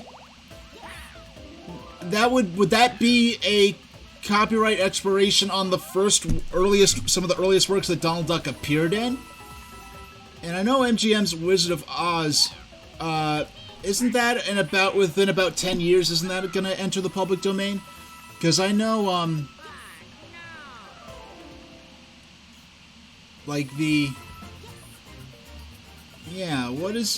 think, Disney made Return to Oz was based on, it was either based on one of the Oz books, which were in public domain at that point, or it was just original work based on, so individual works are going to enter the public domain, and probably direct derivative works of those earlier cartoons will be okay, but the character themselves, like, the trademark operates differently than the copyright. Disney, Disney will own they'll still own the trademark of the Mickey Mouse character, but in terms of the copyright for those particular works and direct derivative works of those now expired copyrights, it's very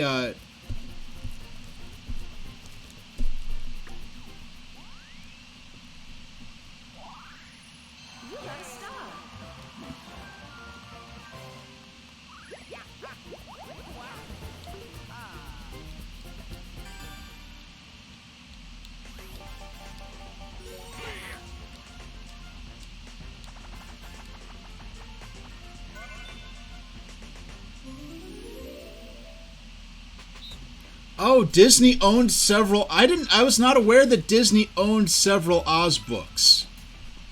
Oh, so they made Return to Oz while owning the copyrights to some of the source material. I was not aware of that. I knew that some of those Oz copyrights were expiring around that time, but I did not realize that it was such a specific that Disney owned them and they were trying to get those movies out before they entered the source material entered the public domain. That's interesting.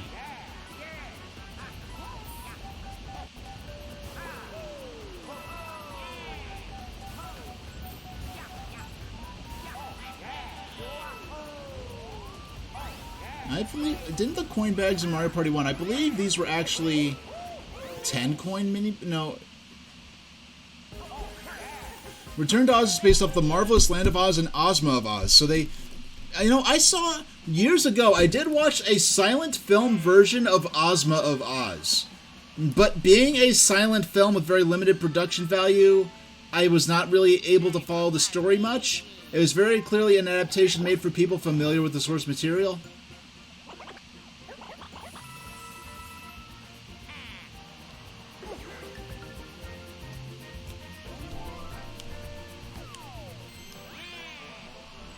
Curse dice block, a die that roll between 1 and 3. Okay. Your turn, DK. 10.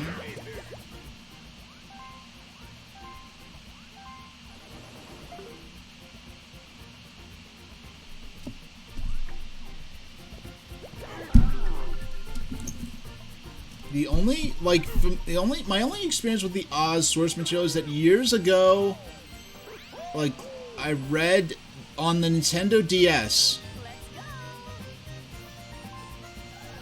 Walt Disney made the purchase himself while he was alive for the Oz books. He originally wanted to make The Wizard of Oz his second animated film, but MGM bought up the rights before he did. That is interesting. That is very interesting. What was the first... what was the first book in the Oz series? What was the first one?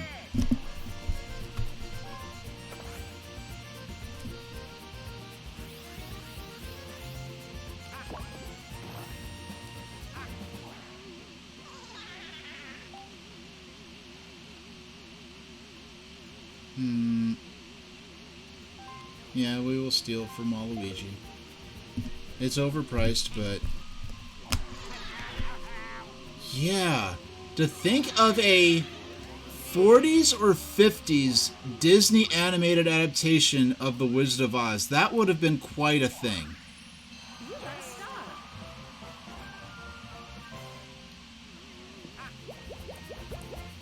The Wonderful Wizard of Oz is the first. Okay.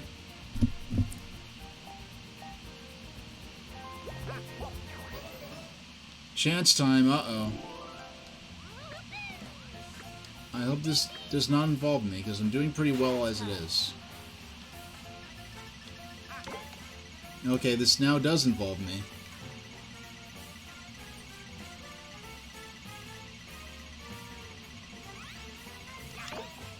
Okay. This... Alright.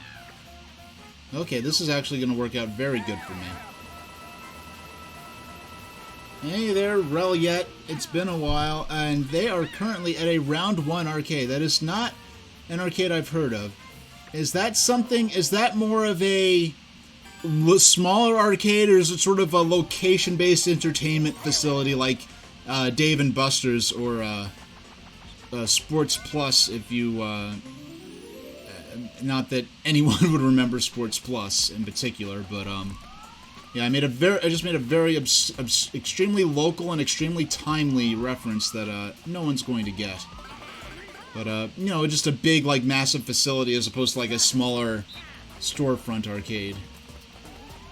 It's like Dave & Buster's without the food.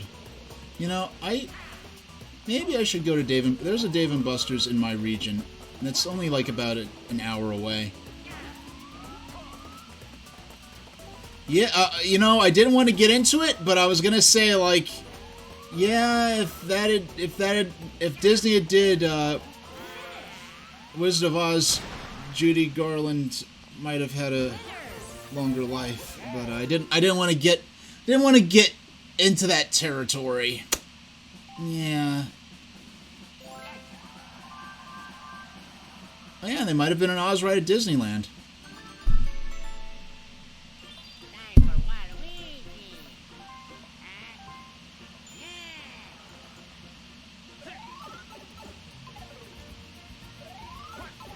So Luigi's gonna buy a star. Gonna make sure to use my item this turn, because if... Well, we're almost there. You got a star. You know, I really do wish the Disney adaptation of Alice in Wonderland featured the Griffin and the Mock Turtle. Because there are just so many crazy characters that they just did not have time for in the Disney version of Alice in Wonderland. And then the next time Disney messed with Alice in Wonderland, it was the edgy, grimdark Tim Burton Alice in Wonderland. And I don't know how...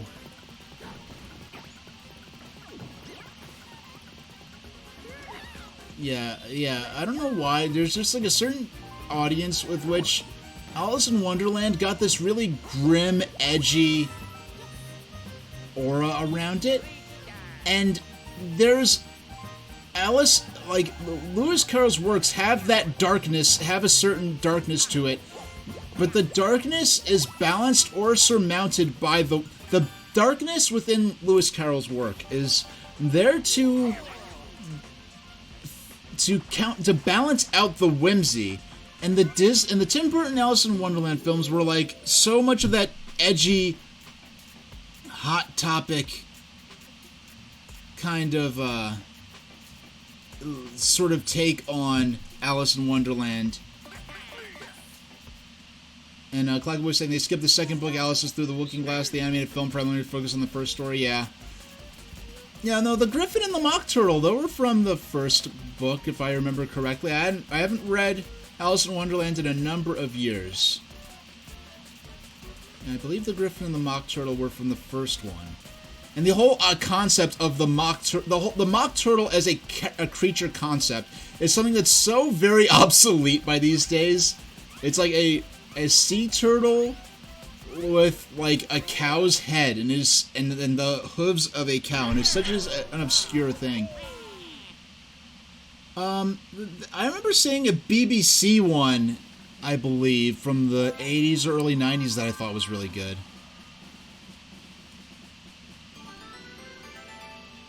Alright.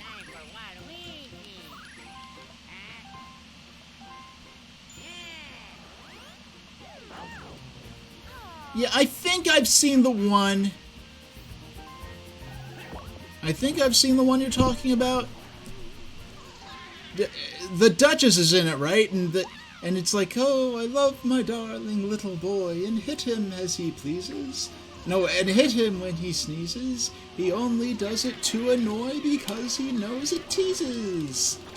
Is that how they covered? I believe there was some version of live action version of Alice in Wonderland, and I remember that's how they did the Duchess's rant about Pepper making you more adult, which is a I need to read Alice in Wonderland again.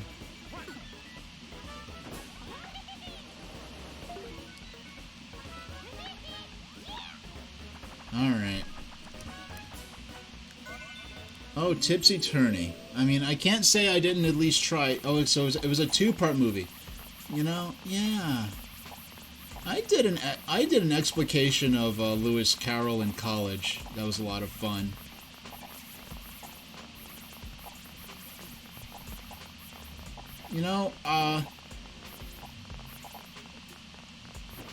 Among the Azurist, I think you mentioned in chat once that you had that ebook, that 100 classic books game for DS.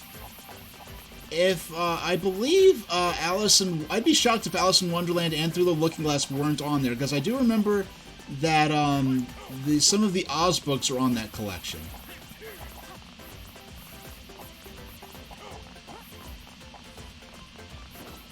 Yeah, so if you wanted to catch up, that might be the way to do it. I don't know if they included the illustrations from the Lewis Carroll books in there. But that was a cool cartridge. And then Nintendo... Sammy Davis Jr. is the Caterpillar. Why did I not remember that? That seems like something I should have remembered. Now, one of all the tapes from my childhood recorded off TV, a very early 90s recording of Alice in Wonderland would have been one of the ones that I wish I could... I have the tape, but it got recorded... It got recorded over, sadly, with NYPD Blue, of all things. Now, it wasn't a show I have nostalgia for, but boy, is that a time capsule unto itself. Oh, Azure, so you got another DS. I'm glad to hear that, because I think you mentioned at some point that your DS broke, but you're able to get a replacement. Did you get a DSi, or did you get like a smaller model or a bigger one? Because I know I got a DSi XL. It was like the burgundy one. I actually got my DSi XL after my 3DS because we want to. Might as well use it. In terms of coins and stars, I'm guaranteed to win right now. Oh, of course they give me the actual genuinely useless item. Or they, you know what? I wonder if they're giving this to me because I can't use the item in the next turn.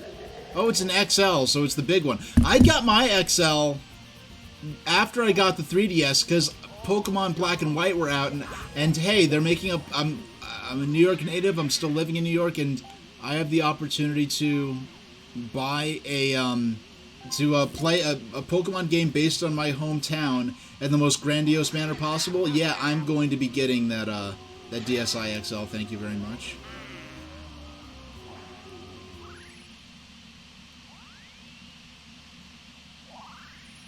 And it's time for the last mini-game of the match.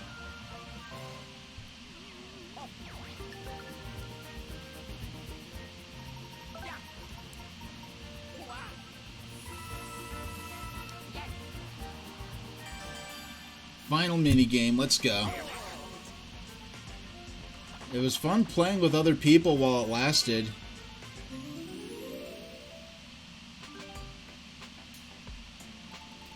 Of course, we have to play this.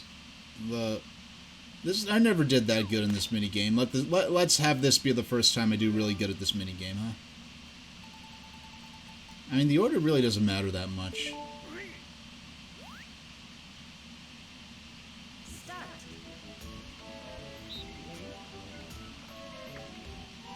Yeah, I could just skip the computer players.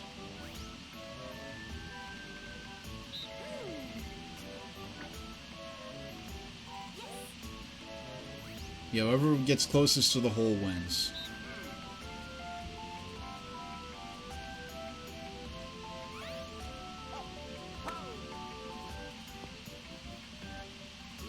I think I'm the closest by far right now. Waluigi, what are you doing?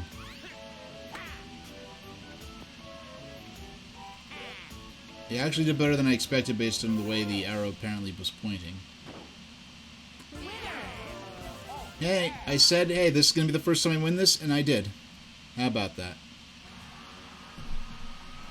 So just want to check, make sure we don't drop any frames, and okay, we're doing good.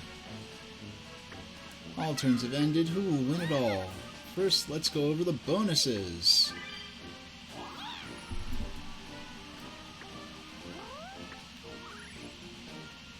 I better win everything. Waluigi. And, oh, okay, we tied.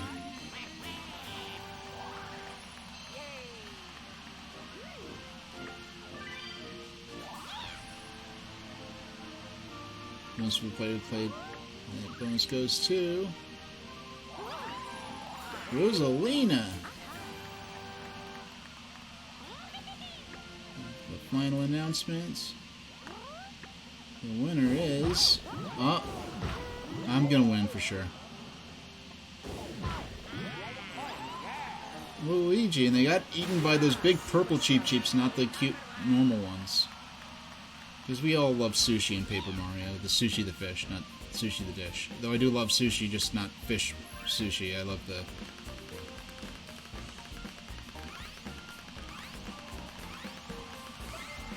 Okay. I forgot that was a thing.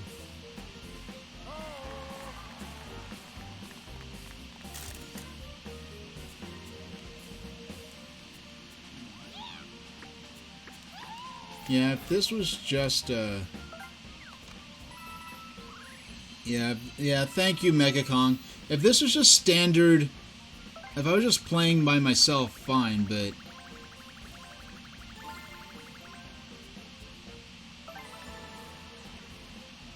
Yeah, so let's, Actually, this is the perfect opportunity. Let's, start up Mario Kart 8 Deluxe. And I'll switch my... Actually, well... What I need to do first is... I'll change my... category.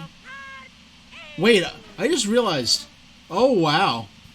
I forgot to change my category. I've been streaming in retro this whole time. At least I could, justify that in terms of all the... Yeah, I wonder what my numbers would have been like if I had actually been playing in category as I meant to be playing. Yeah, I forgot to change my category out of retro. Because like 80% of my games are in retro. This is the first modern games. This is the first modern game I've played since Mario Wonder, which is actually for me relatively recent. But it has been more than an hour, so an ad will be coming up at some point. I'm gonna go take a 3-minute break, and then we'll play about an hour of Mario Kart. And I will run an ad during that break, and I will get up and stretch, refill my water bottle. And I will be back soon.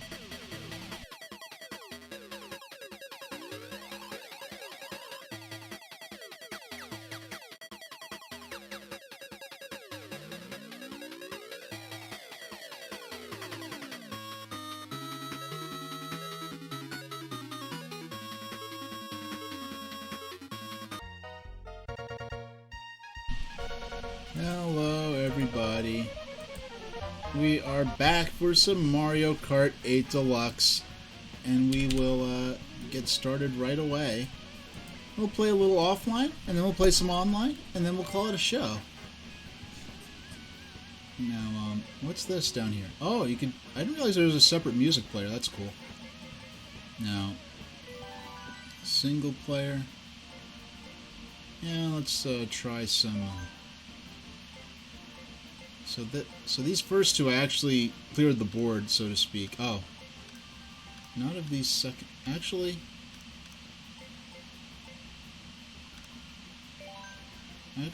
And these I've never... Look at all these DLC characters I've never even bothered playing with. Why'd it have to be Petey Piranha, not just regular Piranha Plant? He looks so dumb. I swear. We'll play as Yoshi. No. Which ones have we not tried yet? Okay. Berlin Byways. Yeah, a lot of these DLC courses we have not tried on 100cc. Now, when you get to 150cc, that's the point where it's like, okay, this is getting too fast for me to reasonably keep up with. I'm not a top-tier player or anything like that, so... And I will not pretend to be. I'm okay being a filthy casual. Oh, that's cool that the thwomp is part of the wall. I did not realize that before.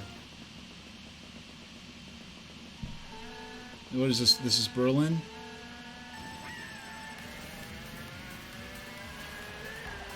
Yeah, I don't know geographically much about Berlin.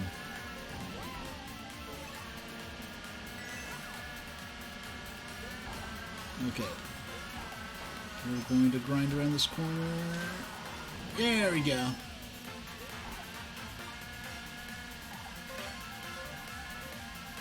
Now, we are offline now, so I can turn the volume down a little bit. This is a little louder, so if... Train! We're on a train! Woo! That was fun! That had to be way bigger than standard gauge for me to drive a go-kart in one door and out the other, but... I did not realize there was an enterable train. Not rideable since the train was not in motion, but... the mere fact of its being there was more than I would have hoped for, because I was not particularly asking for an interact with a bull train. Or hey, how about this? Instead of interact with a bull, how about just interactive? Oh, I missed the ramp.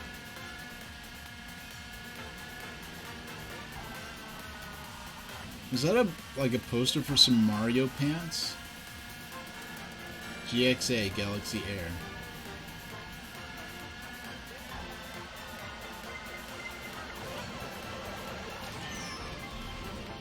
I'm getting double bamboozled, really? Okay, because I saw a red shell in my sights behind me. You know, I've still not actually played Mario Kart Tour. I can only imagine.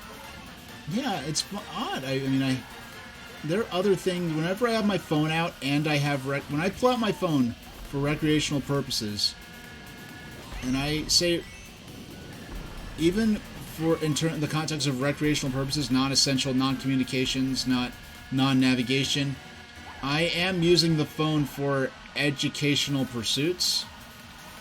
I like how that thwomp there is actually part of the wall. I mean, if they could have made a unique thwomp variant that was shaped exactly like the hole in the wall. But, I mean, that would have been a non-standard Mario character. But this map was made after, after Nintendo's break with their obsession with standardization and homogenization with the Mario brand, so... Wait a second! Why is the start steering was on? I did not need that on. I do not know why that was there. Well, excuse me, if you don't want me to drive down there, don't make it look like road in a driving game. Like, what was that? I have no idea.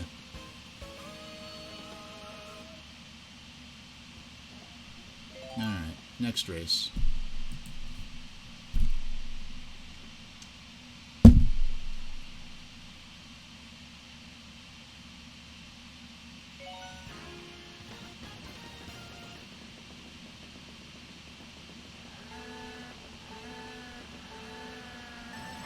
Go! Okay. Is this... No, this is from the DS. This course is...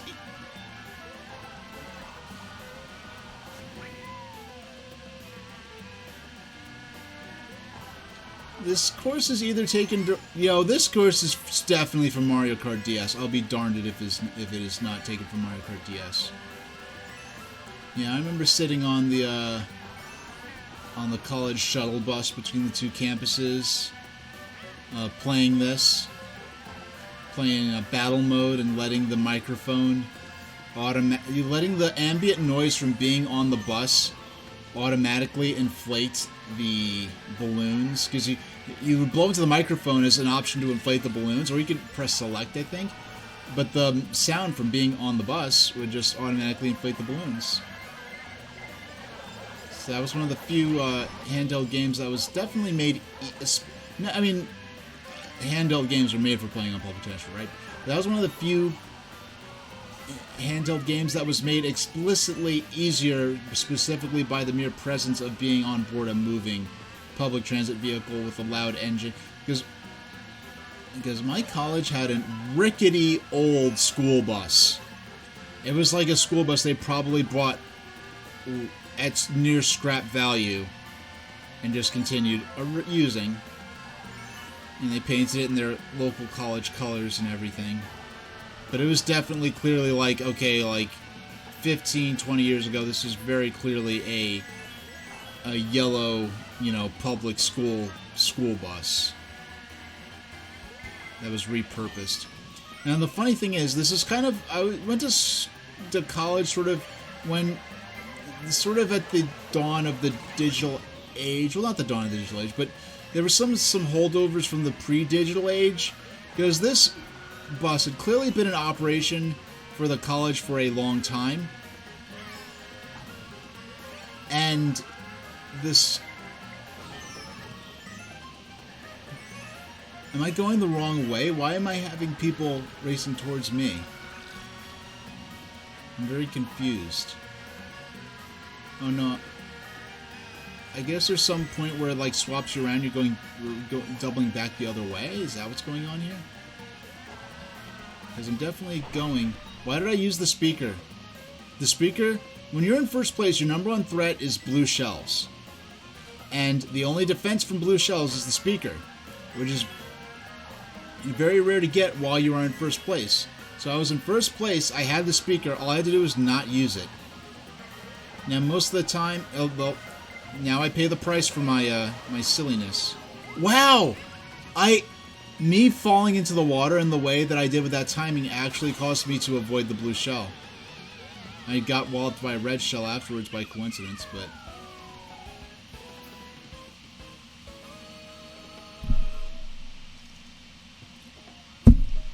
Alright. Next race.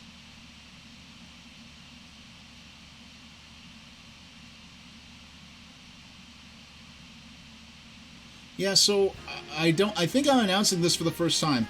My first stream of 2023, January 3rd, the sort of soft reboot.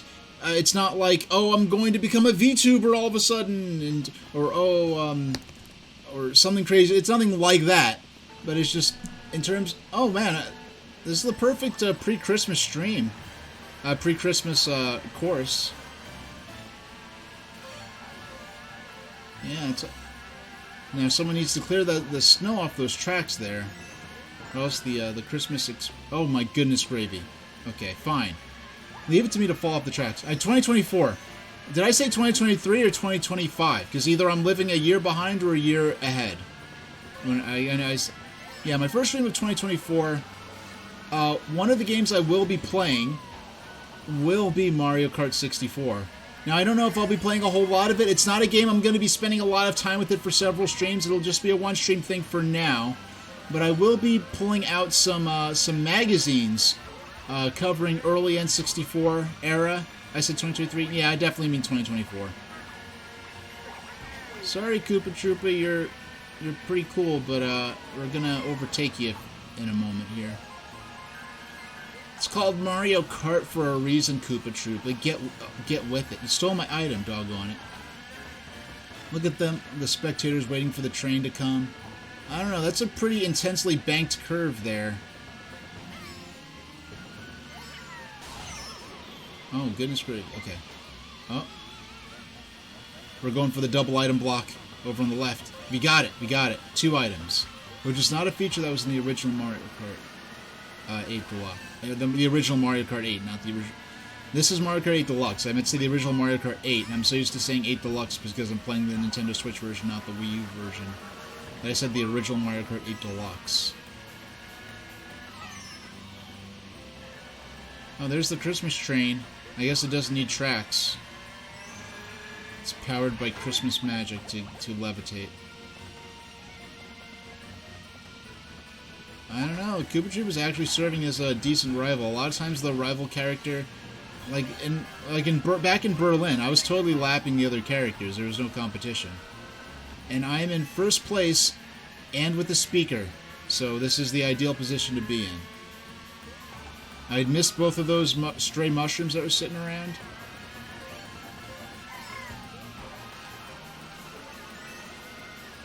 Now what I want to do now is try to grab those coins.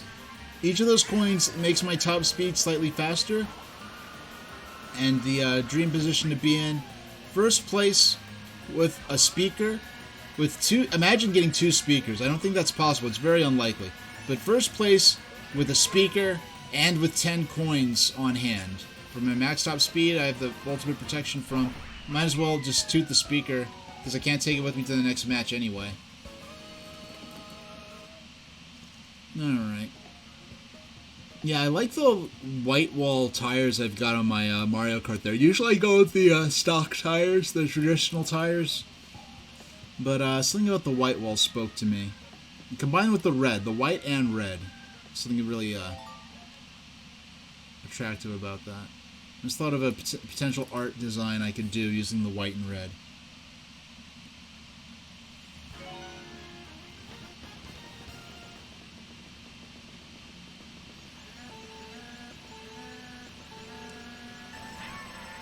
Is this a unique rainbow? Yeah, this is... I forgot if this... I don't know if this is a unique Rainbow Road for Mario Kart Tour, or... Because I don't remember this from Kart 7, this series of initial ramps. I fell off the earth. Well, I fell off the rainbow. Well, I'm still in first place by a significant margin. Yeah, I don't remember this Mario Kart from... We'll check it out when we go into our next... We'll do one more offline circuit, and then we'll play online for a little while. Yeah, my first stream of 2024. We're going to enjoy some versus pinball. We're gonna high score grinding versus pinball for 15-20 minutes, maybe 30 minutes tops, and then we're gonna play some Pokemon Puzzle League, which I have not. I played it fairly recently, but I've not really try to make some serious progress in it in a while. And then what are we playing next? We're going to be playing that. We're going to go into magazine time. We're going to read some early N64 coverage with emphasis on looking for little bits where they talk about Mario Kart 64. And then for being on the moon, this is a disappointing opportunity. For being on the moon, they have the opportunity to have lunar gravity, and they really did not even go for that. I feel like I'm playing time trial. The other players just non-existent. At least, like on the Christmas stage, the Koopa Troopa was providing decent competition. Here, I feel like I'm just racing alone.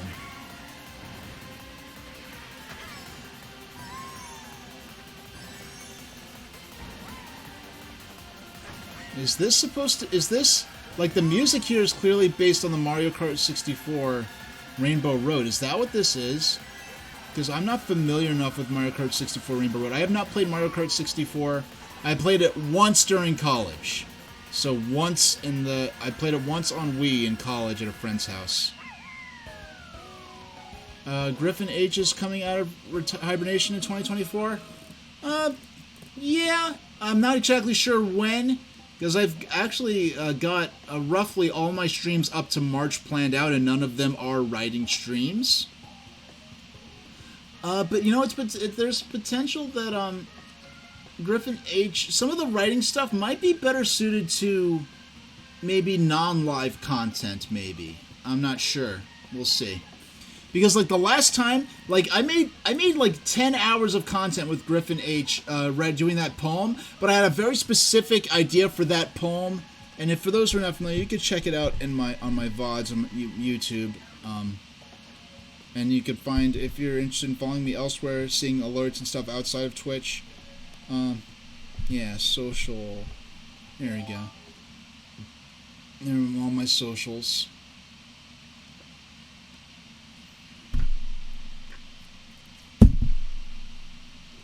But I feel that yeah, I have plans for specific streams with Griffin H, but there are lots of gameplay streams I want to do sooner than that, simply because of, I mean, I don't like to use the B word, backlog, but look at all these games I've been dying to play for years, and I still have not played. This is just the games for the Analog Pocket. They're not. This doesn't include any Genesis or Master System games I may have added to my collection and not have specifically mentioned. So, all right. So I want to go in again and check out. So 100cc. Let's look at the course selection. We're not going to do that same circuit, but okay. So that was the 3DS from Rainbow Road. I mean, that was the Rainbow Road from 3DS. I remember the part where you land on the moon. Like if you fall through a certain part. I do not remember that series of initial ramp launches. That's interesting. Okay. So we have not tried the fruit, the fruit cup. Yeah, because they're all cups because it's a racing. These are racing circuits, but the fruit cut. That's cute. Piranha Plant Cove with our big eel friend down there. We'll do Amsterdam Drift. Yoshi's Park. Yeah, we'll do Amsterdam Drift. We'll do the fruit. We'll do the fruit cup, and then we'll for the rest we'll play online. We'll play online for a little while. Yeah, so we're going to be playing from our next stream on the 3rd.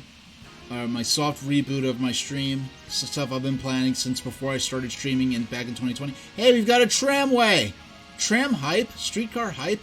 We've got a... No, so we're going to be playing a little versus pinball, little Pokemon Puzzle League, and then it'll be a little magazine reading for early N64 era stuff and lead up to N64. In the spirit of fruit, if I ever had a fruitcake, I have had some fruitcake. I know it's like fruitcake has this weird sort of it's this living. Oh wow, we got a standard railroad, and we're gonna get to see the tram later on. That's pretty hype. So we got a lot of. I mean, it's Amsterdam. It's Amsterdam. It's the Netherlands. Of course, they're going to have lots of good trains in mainland Europe. Yep, so there's the elevated main railroad. And there's the streetcar, high streetcar. I actually said hi to it. Oh my gosh, I'm such a dork. Okay, so, I mean, hey, the stream is called Super Train Station H. If you're going to be, you should have expected the train. And for the next stream, there may or may not be some train videos going on as well, which will be very exciting. And of course, it's Amsterdam. We've got to have the canals in there. That's great thinking, actually, to incorporate the canals in this manner.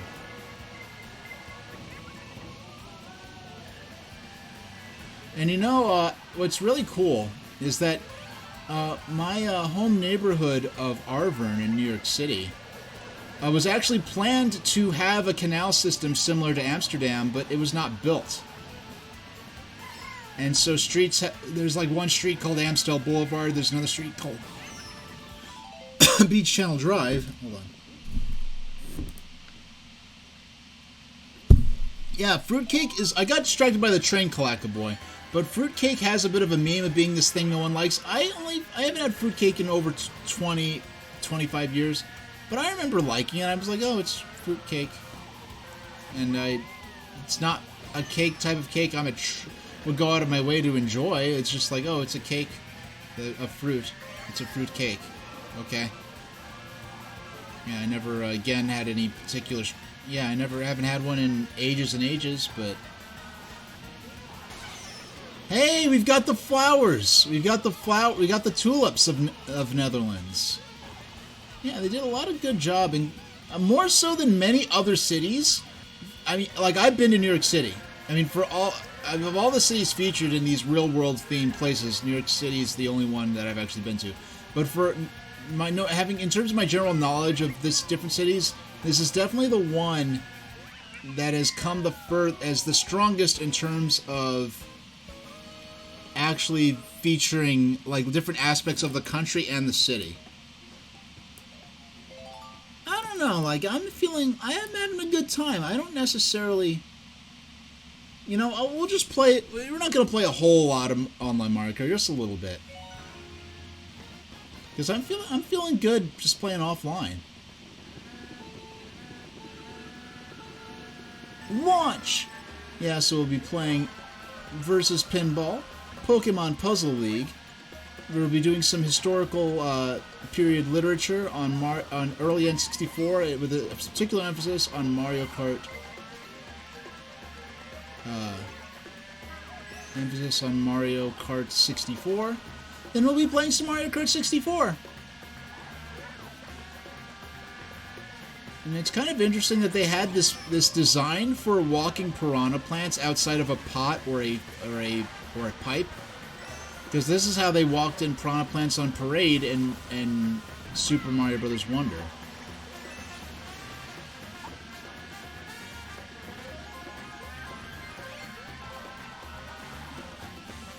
You know what?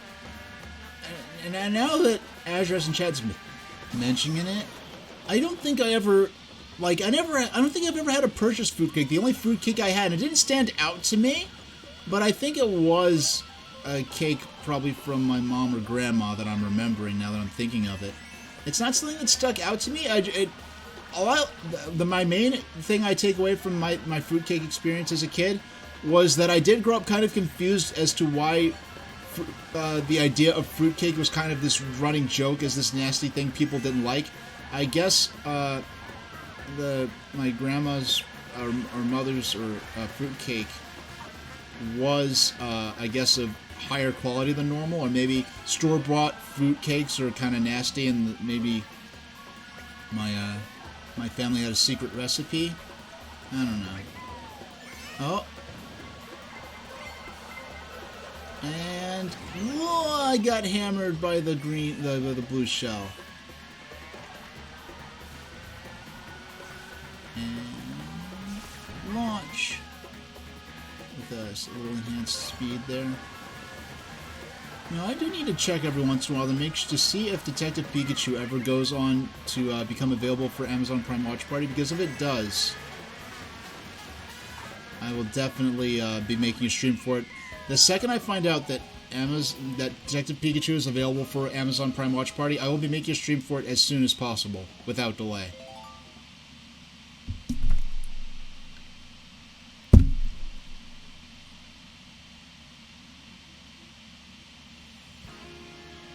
Azure is saying they could maybe find one on sale and rum it up. What, do you pour rum over the fruitcake? Like, I don't even... Burning DK. That sounds exciting. 100% organic antifreeze. That would be a...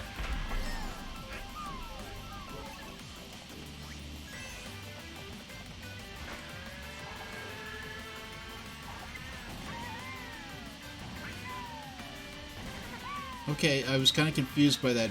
Oh, that was a speed boost. I thought that was a anti-gravity panel.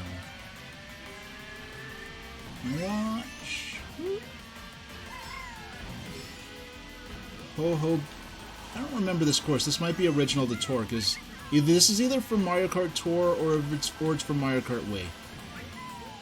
Because this is definitely not because of all the Mario Kart games I played, I played Super Mario Kart once. I knew I didn't like it much, and I know I'll go back to it sometime. But I know when I do, I'm not really going to enjoy it very much, because the things I didn't like about Mario Kart, the things I didn't like about Mario Kart Super Circuit for Game Boy Advance which I played both back in the day and in modern times and did not like either version of that game. Like, either of the 16 and 32-bit Mario Karts I did not enjoy. And for the same similar reasons, the way the camera worked, the way the controls worked, the feel of it, and for those same reasons, I know I would not... yeah, I could say that because I didn't like Mario Kart Super Circuit, I would not probably like Super Mario Kart. So I have not played Super Mario Kart effectively enough to know all the courses by hand. I know how the courses looked in general, but I did not play Mario Kart Wii. Mario Kart Wii and is the only modern Mario Kart game I really never played. I just happened, it was like my college days, and I did not go over to friends' houses that had that game that much. And I did not dorm for college. The college I went to was a mix of commuters, but there were also dorms. And I lived at home for college. So I was not in a dorm where, you had friends playing video games, couch co-op really much, so. And they're saying next Friday they'll be purchasing a Rosca de Reyes, which is the Mexican version of a king cake, to celebrate the Epiphany, which is January 6th, I believe, right? The Little Christmas, which is when my dear grandmother would open her presents. She would open them on January 6th, because that is the 12th day after Christmas Day. Because a lot of people think, in like common parlance, people think of that song, The 12 Days of Christmas, and think of that being the 12 days leading up to Christmas Day. But traditionally, the 12th day is actually the January 6th.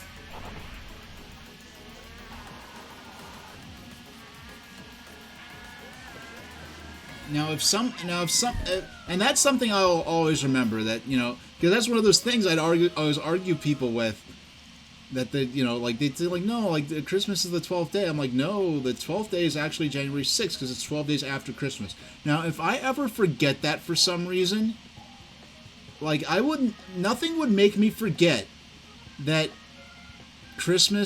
Little Christmas, the 12th day of Christmas, is January 6th, unless, reality were to completely reboot or something crazy like that. But, yeah, that's something I always remember, because, and also I have, coincidentally, not only did my grandmother open her Christmas presents and cards on the 6th of January, but I also have a family member. Now, I've never seen this, I swear, I've never seen this board before. I do not remember it. Yoshi's Island. This looks like such a fun board.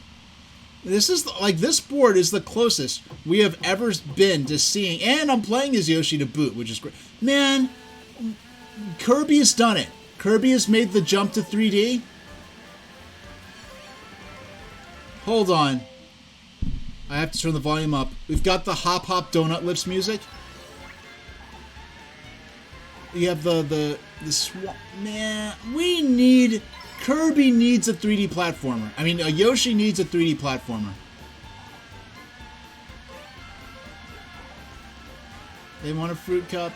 Hold on. And then for February 13th, they'll begin the Mario Kart King Cake. They'll be eating 2 King Cakes. Yeah! Oh, the coins are replaced by Yoshi medals. And oh my gosh, it makes the coin sound from Yoshi's Island on Super Nintendo. Okay, Yoshi's Island is a game I want to... Oh my gosh, it's Blarg! There's no way I could have ever played this stage before, because I would have remembered all this.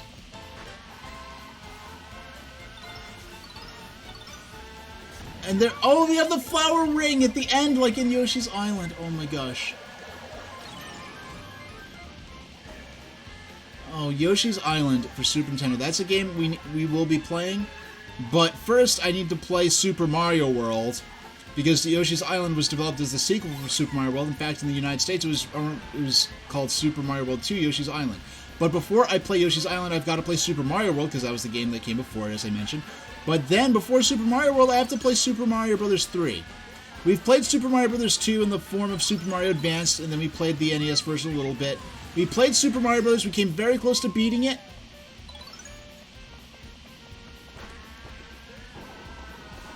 Yeah, but, sometime... Ew, I missed it. I'm sure I would have got an item or something if I hit that question mark cloud.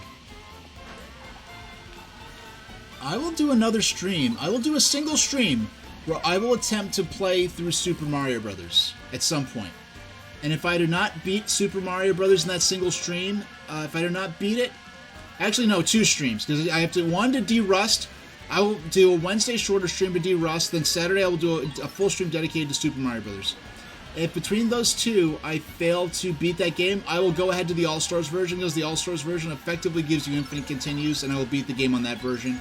It is very slightly easier due to it demarking for you, like, you know, the how to beat the castle stages. There's actually an audio cue you can use to see if you're getting through the stages correctly or not.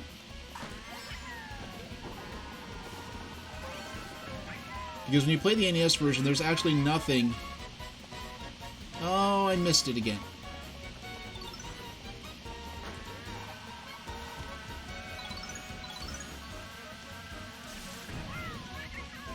Alright. And won! I won again. Oh my gosh, it plays the end of stage 10 from Yoshi's Island. Oh my goodness.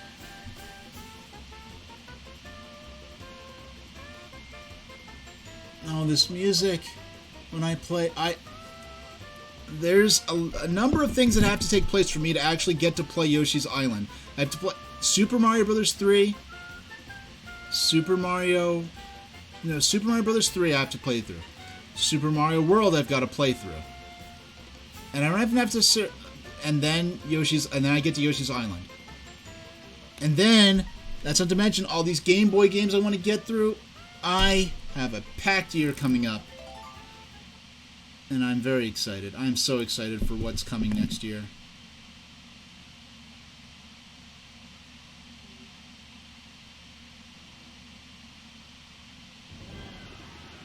Alright, you know what?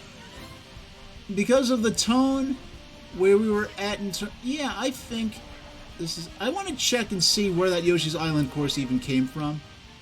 I want to see... Yeah. Three stars. Yeah. Yeah, we're not going to play any online.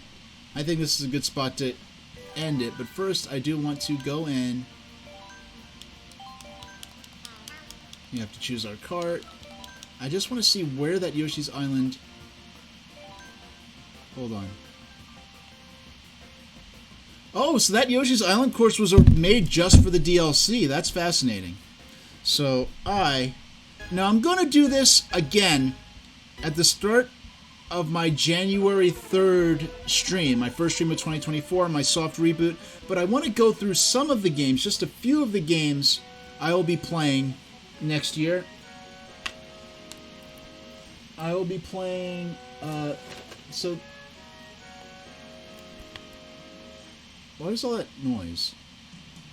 Okay, there we go. Okay, I thought those were alerts, because I do have an alert that sounds like that. So, I did play the Intellivision Collection 1. Now, these cartridges are for a system called the Evercade that plays collections of classic games on physical cartridges. There's a handheld and a home console version. And there's 12, I believe, Intellivision games on here. And there's another 12 on Intellivision Collection 2. Now, the sad thing is, because Intellivision is being run by evil clowns, Intellivision sold off the rights to some of their own games, so that Intellivision themselves cannot release a collection like this again, because they're too busy with that nonsense Intellivision Amico BS, while leaving the actual history to be lost. Fortunately, they did get these games out before they started chopping their own fingers off by selling. So, a few years ago, I did an Intellivision stream. I'll be doing another one again with all those. And the cool thing about the Evercade Versus console is it has 2 cartridge slots, so I can have all 24 of those games on at once. And I'll make sure to bring out my actual Evercade Versus console, because it's a unique console. It's a very well-built console that plays classic games. Now, for Game Boy Advance, well, first we'll start with, we will be playing Sonic the Hedgehog for Game Gear. This cartridge right here, my dear parents gave to me back in '91. This is effectively my first modern video game. We will be playing Mario vs. Donkey Kong, both the Switch version. We'll mainly be playing the Switch version. We'll also be playing some I'll find a way to incorporate the Game Boy Advance version into it as well. Like if my Switch gets to catches on fire or something, I'll be able to. Oh, that's okay. I'll just switch to the Switch version. But Donkey Kong for NES, we'll be playing this one early on, in conjunction with Donkey Kong for Game Boy. So that's going to be a lot of fun. Now, Donkey Kong 94 is the game, a sequel to a puzzle platformer sequel to the original Donkey Kong, including the stages from the original arcade Donkey Kong game, but then it goes on to be a whole puzzle platformer unto itself. Amazing game, one of the best ever made. I never played all the way through this one, but I did play all the way through Mario vs. Donkey Kong, the 2004 Game Boy Advance game that was a sequel to this, effectively.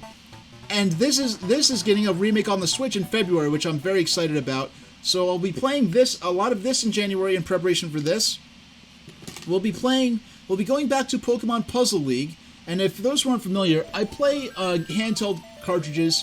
Now, perfect timing here. I picked up my Analog Pocket, which I play original cartridges on. This music here is from Heiankyo Alien, a 1991 Game Boy remake of a late 1970s Japanese computer game, a maze game that was believed to be the partial inspiration for Pac-Man, a Japanese maze game even older than Pac-Man. I have very special plans for many years to play Heiankyo Alien on stream.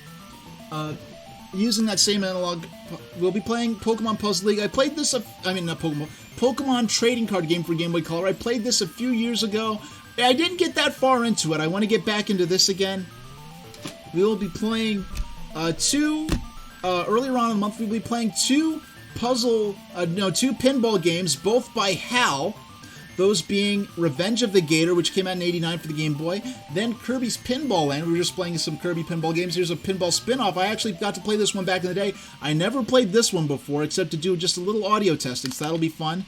Another HAL pinball game for Game Boy we'll be playing is Pokemon Pinball. If you notice this odd cartridge shape, it actually has a AA battery inside it to power its rumble feature. It's a Game Boy Color game that had a rumble feature that a few games had.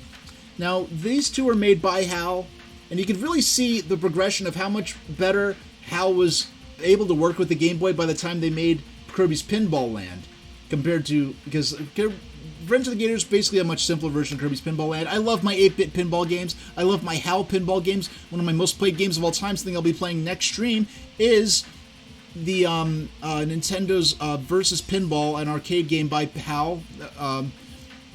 But this was made by HAL and Jupiter. Pokemon Pinball will be playing, and the lead up to playing Pokemon Red. This is a game I've been looking forward to playing for years. This is not my childhood copy, which got stolen, unfortunately, back in the 90s, but the universe gives back, and I was able to get this copy for pretty much giveaway prices before Pokemon nostalgia and retro game prices went back up.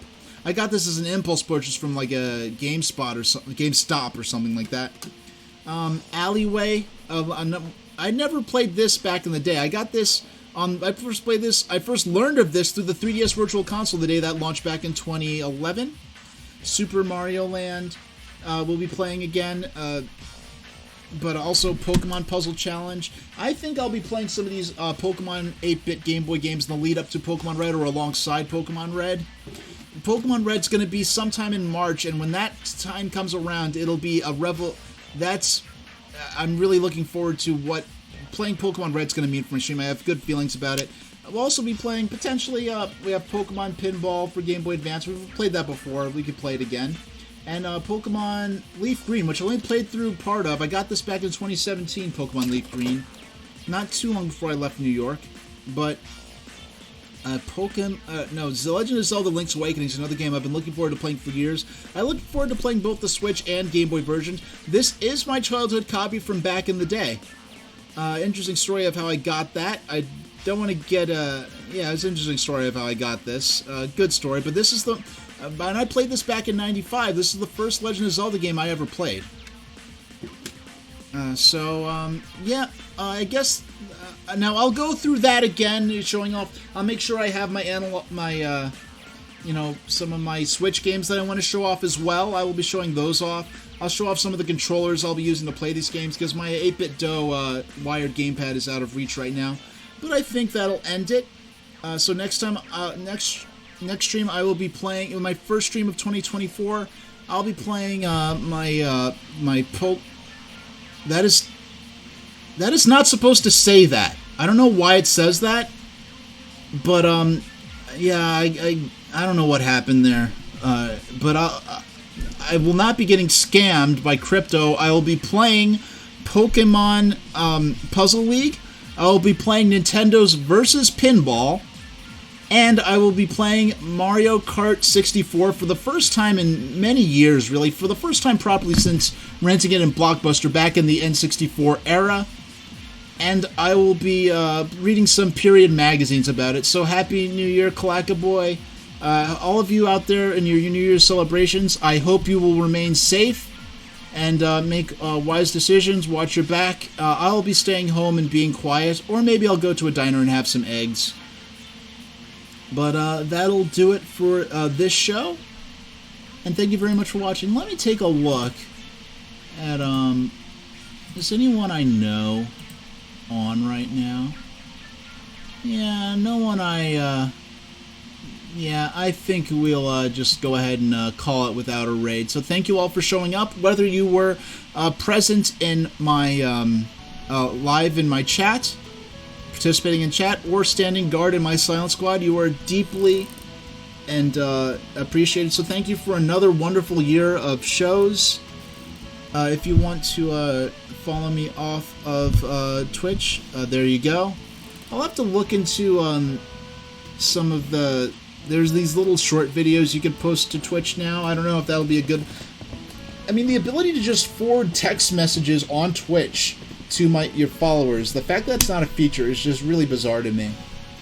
But yeah, that'll call it for this stream. Thank you all very much for watching.